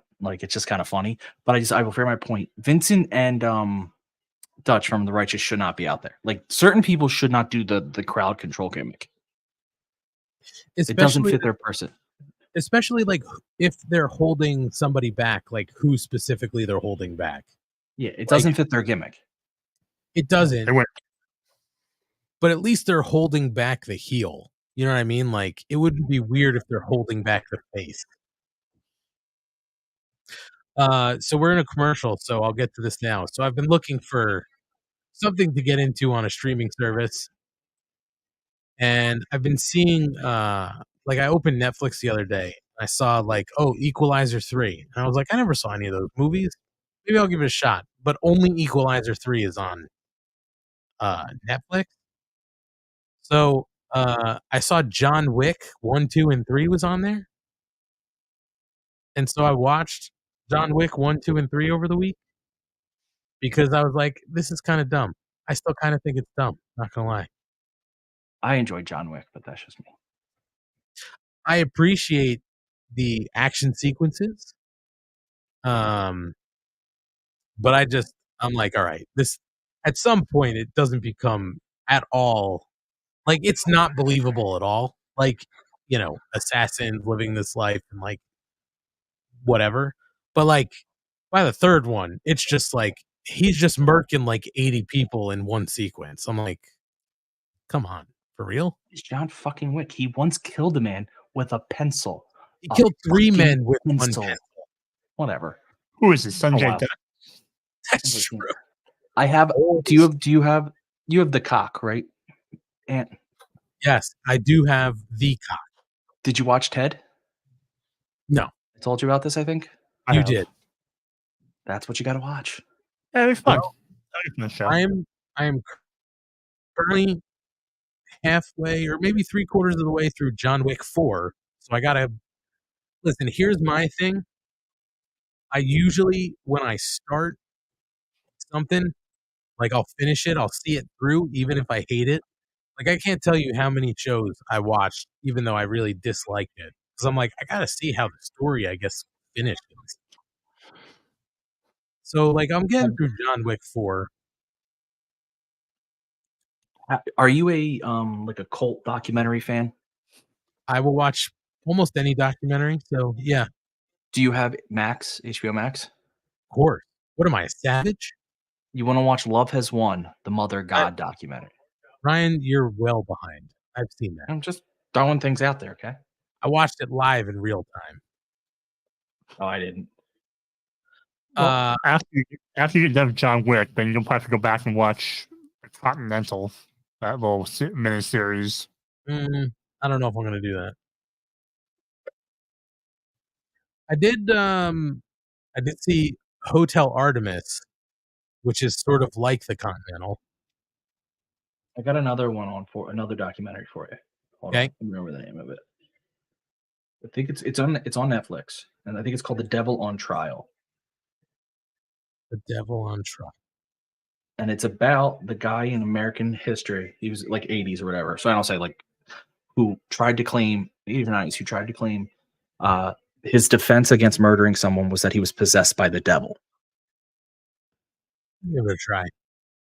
And yeah, Devil on Trial. Also, do you remember? You know all those movies that are based on that, like that famous couple, like the Amityville Horror, and then they have all those other movies that are based on that couple that used to go to all the hauntings. Yeah. It's about them because he's related to that. Like it came from there. Because apparently a 10-year-old boy was possessed, but then this guy, when they were trying to expel the demon, this guy taunted the demon and said, "Take me over," and then the demon took him over. Okay, I'll check it out. It's very interesting. So FTR just threw a challenge out 6-man to the House of Black. I think there was some sort of stipulation. Joe, did you catch it? Ryan was talking about this documentary, and I didn't hear it. Cage match. Oh, a cage match? Sweet. Yeah. Now we have Undisputed Kingdom and Rise in the wrestling. Well, I mean, he's brave for doing it with his neck. Why? His neck's been fine for months and months and months. You always just Probably have to worry about it.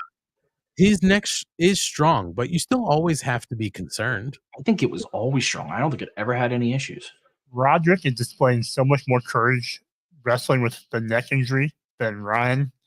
If you would paint your face 3 times over as Sting. That's right. That is right. Oh, Matt. Why do you guys want me to paint my face so bad? Because you're the Sting, Mark. Aren't we all? You don't do it for us. You do it for the people. What people? The people in the chat. These people. Those people out there. Hi, people. You.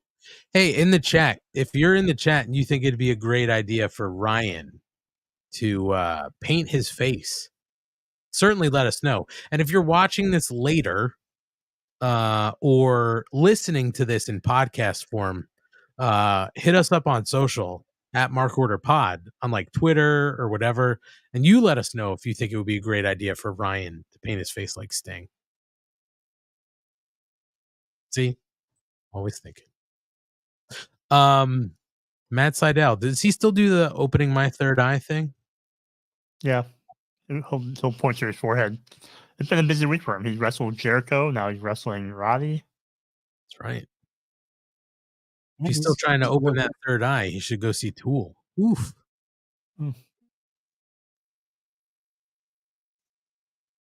Joe, you weren't here, but I was telling Ryan. Tool was great. And both nights? Yes, they were great both nights. The first night they played the first night the crowd sucked in Madison Square Garden. They were just annoying. But they played a song off their album Undertow. The song was Flood. They played it for the first time, or I think maybe any song off Undertow. First time in 11 years. Wow. And then they closed the show with Schism, which is the first time they've ever closed a show with that. And then night 2 was good too. But I had my third eye open both nights. I used some medication to get there. And night 1 was fine. I don't know if I went in this much detail with Ryan. Night 1 was fine. It was good. I think I ate, I had a full stomach, so what I had was working, but I wasn't really feeling it, so I had another one and I felt good. I was good. Night 2 really didn't eat anything before that show started. And I was like, you know what? I'm just going to take double my dosage right off the bat. And Joe, maybe by like a quarter of the way through, I was just like, oh, fuck. I don't know if I'm going to come out the other side of this one. Thankfully, I did, but it was fucking weird, man. Hey, I can hear whoever's listening to it in the background. That's what I meant, because I'm not talking. What a constant. Well, when I talk, you don't hear it. I think this match has been entertaining. We're in picture.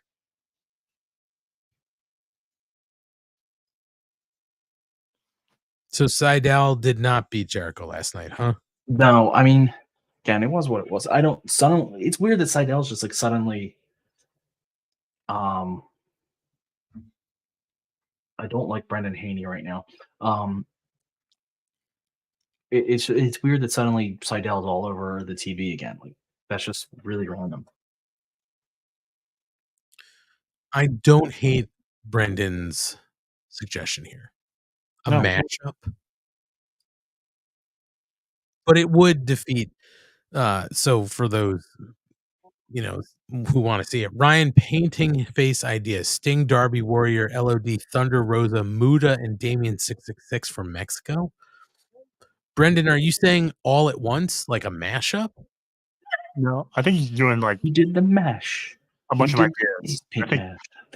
We start Sting, and maybe Muda, since Muda's also retiring, and then.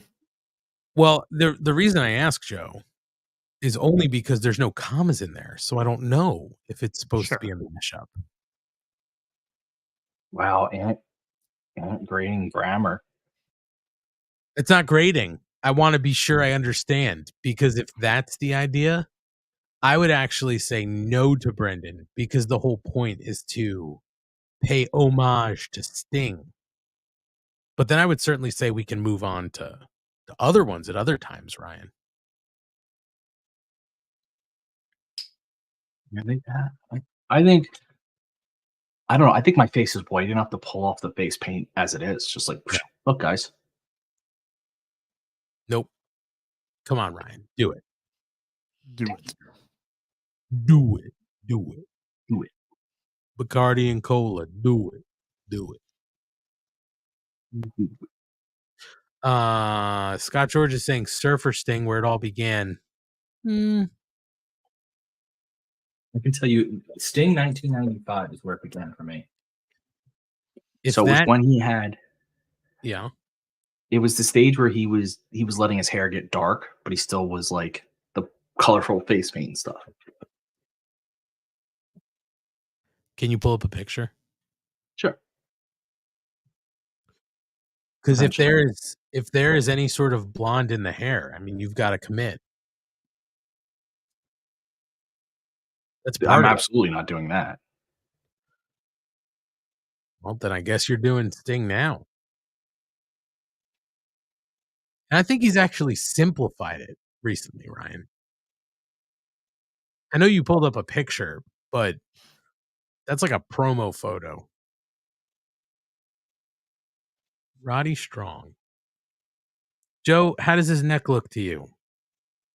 Strong.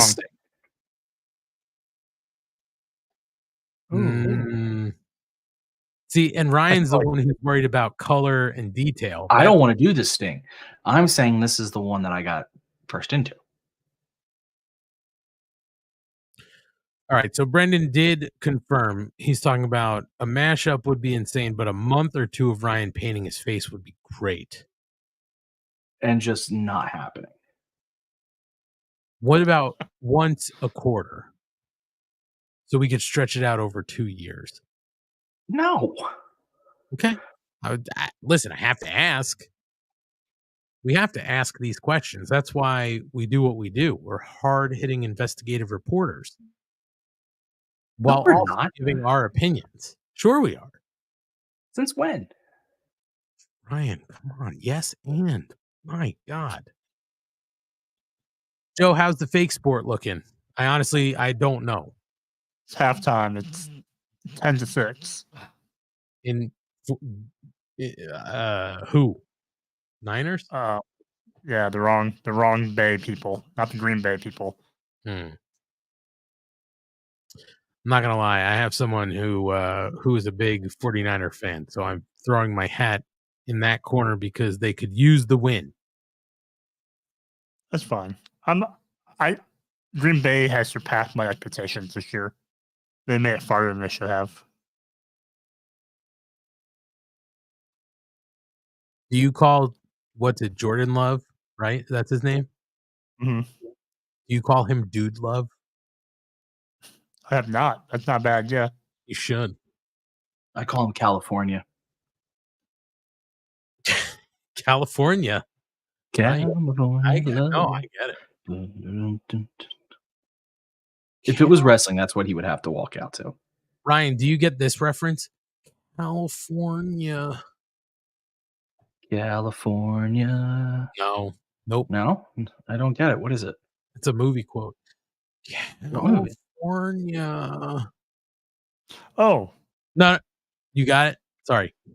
I don't have it. You can say it. I'm not going to get it. I want to see if anybody in the chat might know it. But imagine I have that yeah. the line is being delivered by a child. And that's literally the only thing they said. Brendan knows it. He's not saying it, but he knows it. If you know it, Brendan, you can put it there. Yeah, put it in the chat because I don't know it. I'm not gonna. Once you did the voice tone of it, I'm like, oh, yep. Sorry, I realized after the first time, Joe, it wasn't really delivered the right way, so I had to center, get in the mindset. Roddy Strong with a win. I don't think this surprises anyone. If Matt Sydal had won that match, I think we'd all be very, very confused. It's a decent match, though. It was a great match. Can I just say, because nobody else has said it tonight, that Collision set is great. It's fantastic. It's beautiful. Thank God you brought it up. I've been waiting for someone to say something about it. Thank you. What is the goddamn the Wizard? Oh, that is not a movie I could quote. Power Glove. The next best quotable part of that movie, Joe, in my opinion, is he touched my breast. Oh man, that movie's fucking fantastic. I haven't watched it in so long. It's a great. Anytime it's on, I stop and watch it. I mean, I used to watch that. Like Little Monsters, Flight of the Navigator. Like that was the era of movies I would watch. Howard the Duck. I saw Howard the Duck probably way too young. I didn't understand what was happening, but I definitely now, obviously as an adult understanding what's happening in that movie, I was like, why was I allowed to see this? Why is a duck making out with a woman? What are they doing? Why are they having coitus? Seriously. And Spaceballs in there in the mix. Spaceballs, yes. Flight of the Navigator. I am not even joking, Joe. I love that movie. We had it on. Great one. We had it on VHS. Like my parents taped it off of some channel, so we watched it all the time. I had no idea until he died. I'm not even joking. I never looked it up. Never knew until he died that Paul Rubens was the voice of the UFO. What's Max? Yeah, that makes sense. I totally did.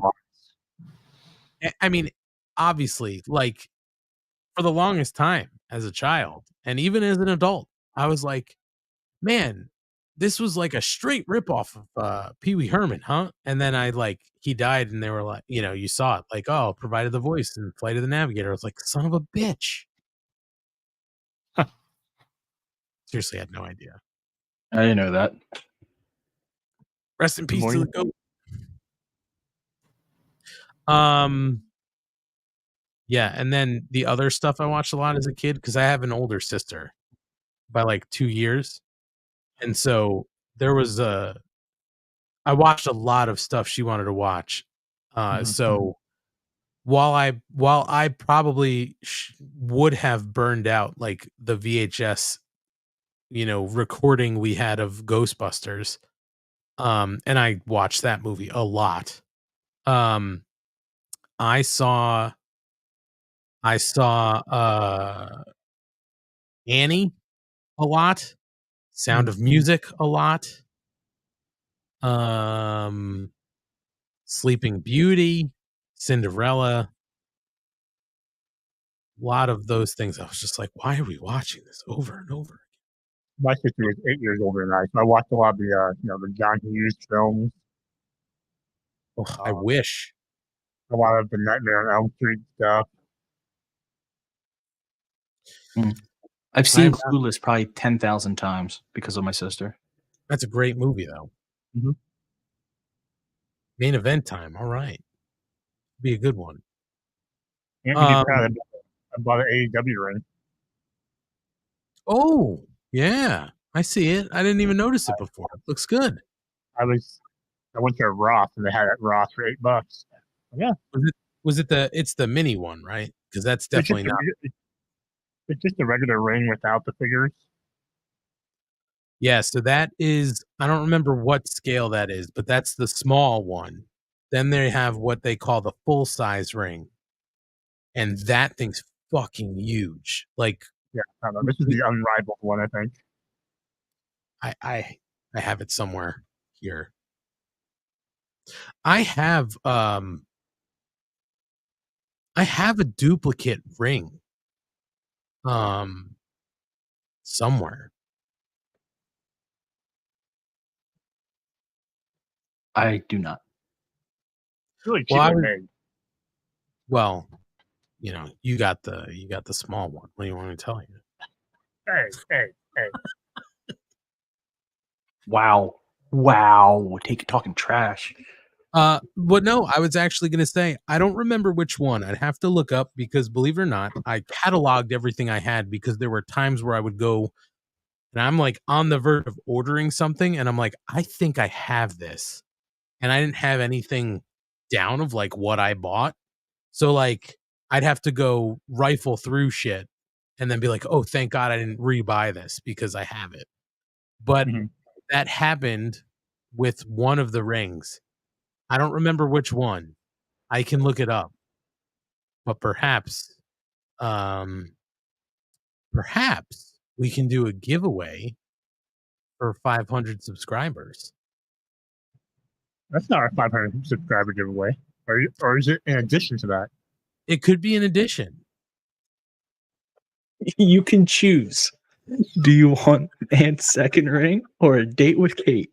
And it may be the one, it may be. I'll confirm it and we'll discuss internally behind closed doors. It may be the one that came with Kenny Omega.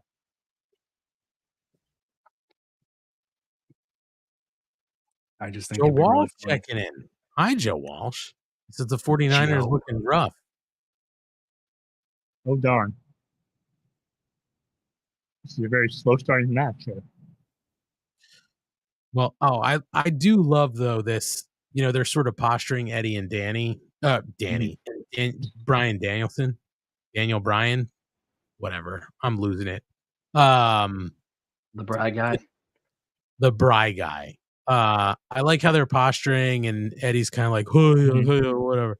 And then Danielson got up in the corner and the crowd booed him. And now Eddie did the same thing. Just, I love that type of shit. Is this the first match without the eye patch?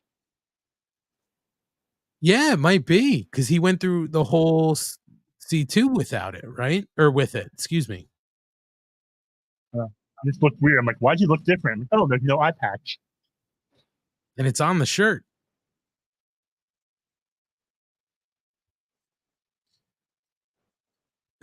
So Revolution is March 3rd. So that means put it on your calendar. We're doing a prediction show. Boo for Sunday pay-per-views. I honestly don't know. Is there something happening on that Saturday, like a UFC or something big that they're trying to avoid? I don't know. I do know I had an LJN 80s ring as well. I had the Hasbro one. Walsh. But I had the WCW one. Send it to Ryan.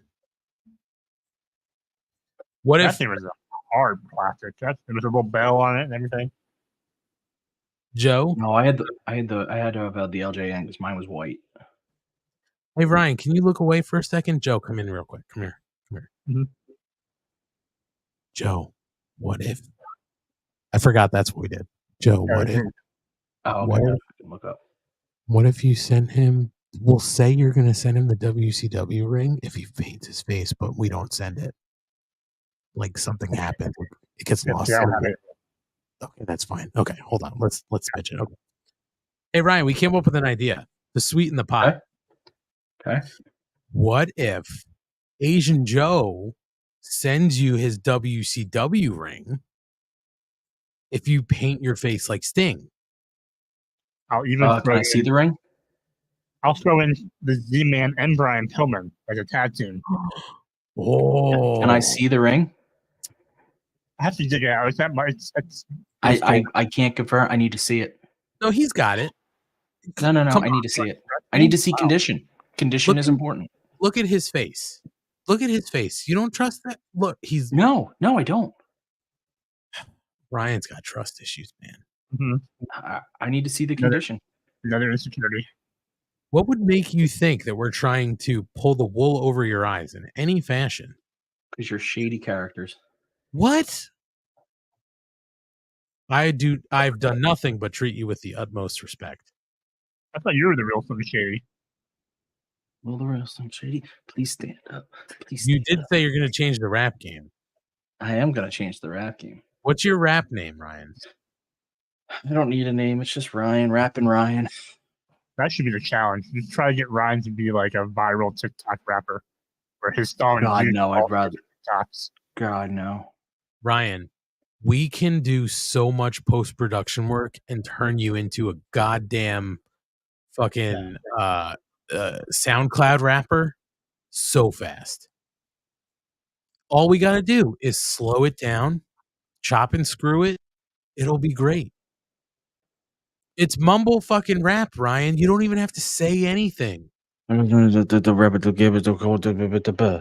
You're right there. That's Ryan. Now all we do post-production magic. We're gonna put a lot of goddamn. We got to put a lot of goddamn magic on it, but it'll happen. We'll drop it an octave. We'll slow it down even more, and we'll add some reverb. Done. You just deliver the lines, and then we'll build everything else around it. We'll build most of the time. The beat is already done. We're gonna reverse engineer this shit. You give us the lines, and then we'll build the beat around that. Well, the FCC won't let me be me on MTV. Nobody really fun. I didn't have a life. If I just went back through all the episodes of the podcast and just picked out certain words of Ryan says. That would take such a long time. Oh my God. I'd sue you. No, you can't. Yes, I can. How can you sue? There are things you said. You're going to be using AI to make it all work together? No, we will cut it together. You're still using my likeness. I'm going to sue you. We're not using your likeness. There's no imagery. You have verbal likeness. How are you going to prove after we put all of our goddamn studio magic on it that it's you? If it doesn't sound like me, I don't care. But if it's my voice, distinctly my voice. None of it going to ever sound like you. No, I just took you through it. We're going to put all this goddamn post. Then you do it. You mumble. And I'm not the one who said I'm going to change the goddamn rap game. Yeah, I'm going to change the game the way. I said, no. I said I could. I said I could change the game. I don't want to. Listen, all I know I don't want that responsibility. I don't need that pressure. All I know is we have some other people weighing in. Joe Walsh says Surfer Sting or nothing. Scott George agrees. Surfer Sting it is. Joe Walsh even said he'll buy another shirt. I'm not doing Surfer Sting. That's another sale. You're rejecting sales now? Who are you? I haven't seen a dime of that money. That's because that money went into what we're using right now to broadcast the show. So what does it benefit me? Okay. I'm being a diva here, guys. I got to do it. You're being a diva. That's it. This has been a very good match, by the way. This has been a very good match. Yeah. It is nice. Like I think Ryan said earlier, it's nice to see Ortiz in this in the spotlight with some of the guys in the main event. Yeah. I want to ask you guys a question too. Do you guys think it is better? I've seen people take that spin two ways. Ortiz like tucks his head, cradled his head and took it. And then other people like Jericho and some other guys, they will just like let their arms out. What do you guys think the optimal way to take the spin is? As this for look or for taking it? For taking it. I don't care how it looks. I think for taking it, it's holding your head. I think for how it looks being delivered, it's having your hands spread out like that because it looks worse. Like it looks more devastating. Ricky starts doing the pose where he gets spun. But yes, cradle the head, protect the head in case you get dropped on it. Guys. Hold on. I gotta share this. This is big. Hold on. This is huge. Oh, I heard it, Ryan, just now. All right, pull it up. This is huge news to anybody who's listening to us talk as well as this show. If this is what you're pulling up. Hold on, I gotta get the brand out. The rankings are coming back. Per Tony Khan. Per Tony Khan, the rankings are coming back to AEW going forward, starting this month. Yes.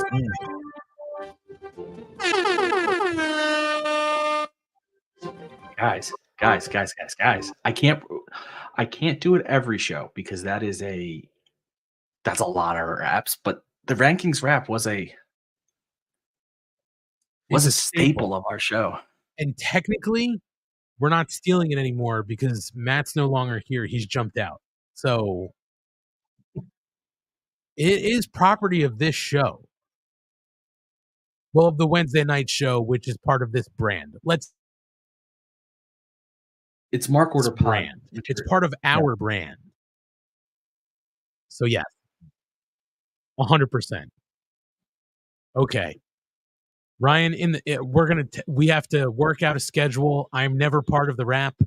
Between the rest of you three, you can work out the schedule. Everybody once a month should rap it. It's like Kate and Ryan, or whatever character Ryan portrays. That's right. Ryan's gonna do it one day, and then the concerned citizen will do it another day. I'd like to make a request here. I will rap them from time to time, but the characters, the other people that come and join me sometimes, they're not all rappers. Like the cow. Oh damn! You saw that lariat? Yeah, my God. Is his head okay? Shit. But like the Cowboy Ryan, he likes country music, or the Captain Ryan is more of like a R&B type singer. I'm sorry. Can I pause real quick? Who is the Captain Ryan? The Captain. Sorry, I'm trying to give examples using my name. Okay, that was weird. I got very confused. I can't speak for them, so I'm just trying to do a generic. Who's the cowboy? It's just the cowboy. It's not like the outlaw. I thought the cowboy was the outlaw. The outlaw. Okay, the outlaw does country music. The Captain sings like R&B style or lounge sometimes. Brendan brings up a good one. What about Rate? Rate is a pop star, so Rate will go pop music. Regular straight up pop or K-pop? Straight up pop. Dirty pop. I don't have. I'm sick and tired of hearing all these people talk about we'll have to deal with this pop life and when is it going to fade out? The thing you've got to realize. Really close to Rate. No. So I'm just saying it won't always be a rap because each person deserves their own. Mm-hmm. There's also a character you guys haven't been introduced to yet, which is Ratchet Ryan. Don't give it up. Don't give it up to the masses yet, Ryan. Let's workshop this behind closed doors.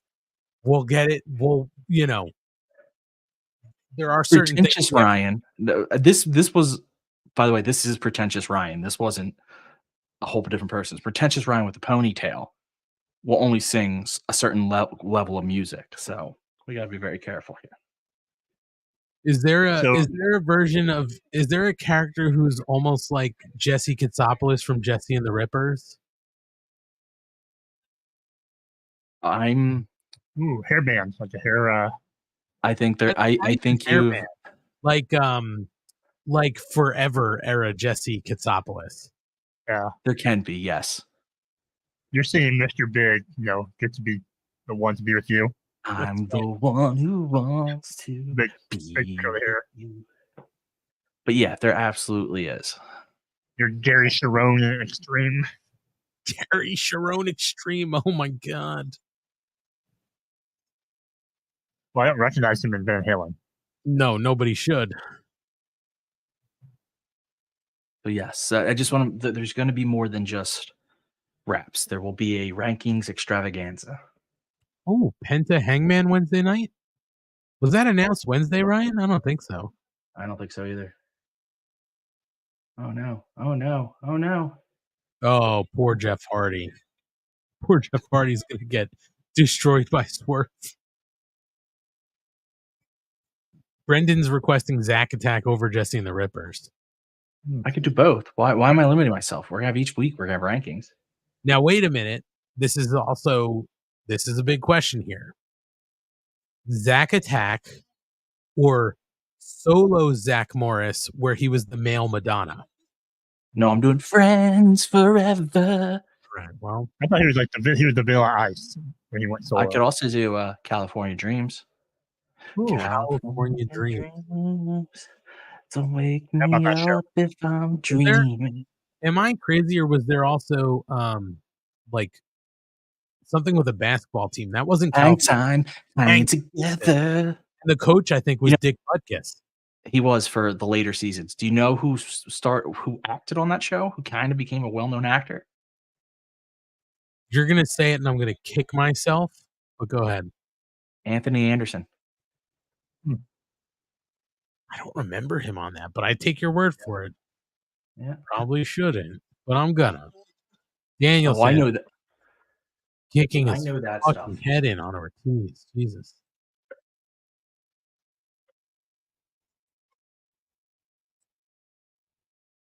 He played Teddy Brodus. Oh, Scott George also saying we missed it. Suzuki versus Copeland on Wednesday. I didn't know Ichiro Suzuki wrestled. 1, 2. Oh. Ortiz eating it here. But a good look for Ortiz. And with that, the BCC has beaten the tag team of Eddie Kingston and Ortiz, but that was a good, fun match. It was. You kind of knew Ortiz would eat the pin because Eddie has a title or titles. Now Danielson looks like he's mocking Kingston, which I don't approve of. So I'm gonna go hurt him.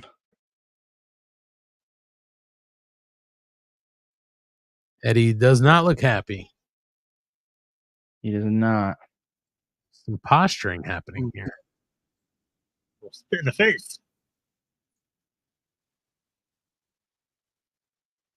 Oh, again. But look at Claudio. Claudio's not as on board with this as Danielson is.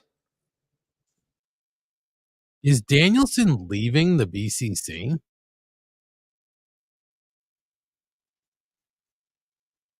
Wardlow and Ferreira Wednesday? Wow.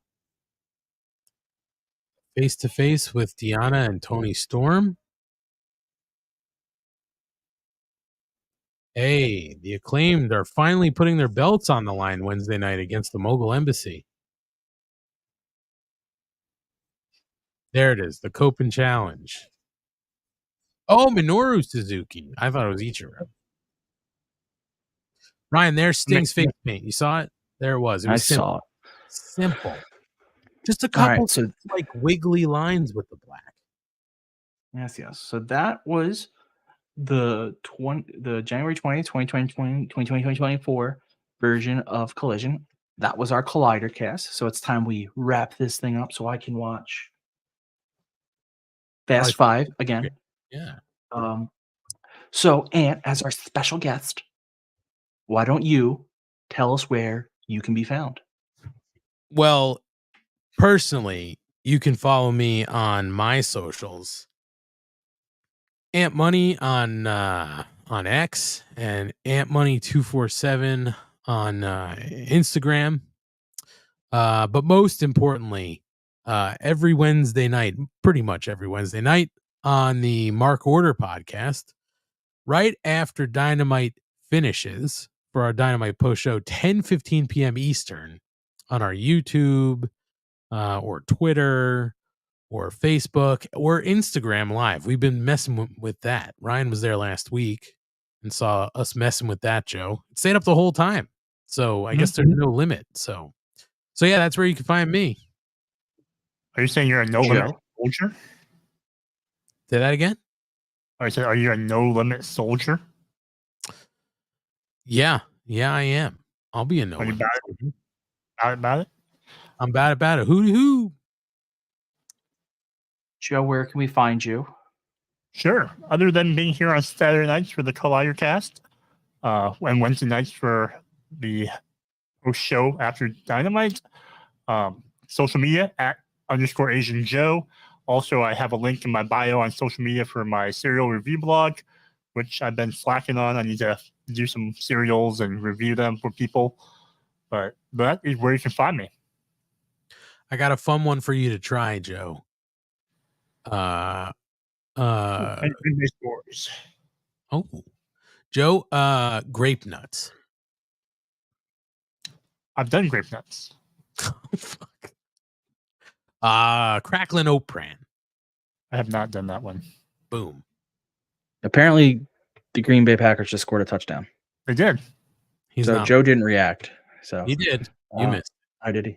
I missed it. Okay. You're too invested in Fast Five. Yes. You can find me every Wednesday on the Mark Order podcast covering all things All Elite. Like Ant said, you catch me here every Saturday on the Collidercast, except next Saturday because I will be at sea, hopefully not thrown overboard. It'll be a streamer. Cool. Follow me on all our socials at Mark Order Pod. What was that, Joe? You'll be a seaman. That's right. Seaman. You're going to be swimming just like all the other seamen. Seaman. What am I quoting? I have no idea. South Park, where they used to call him Seaman, and they'd be like, Seaman. Oh. Ryan, I can't show those episodes anymore because they did Muhammad. Should people let you know if they're going to be on the boat? Nah. If you see me, you see me.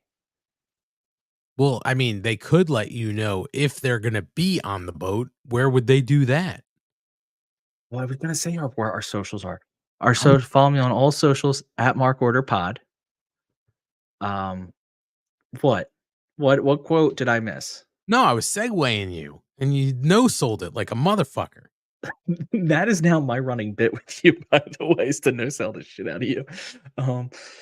Find me at Mark Order Pod on all our socials, and then you can follow my history blog, hereforhistory.com, or @_hereforhistory on Twitter. And now I am not quite as smooth as our guest at these outros, so give me a second. And one more second. And here we go.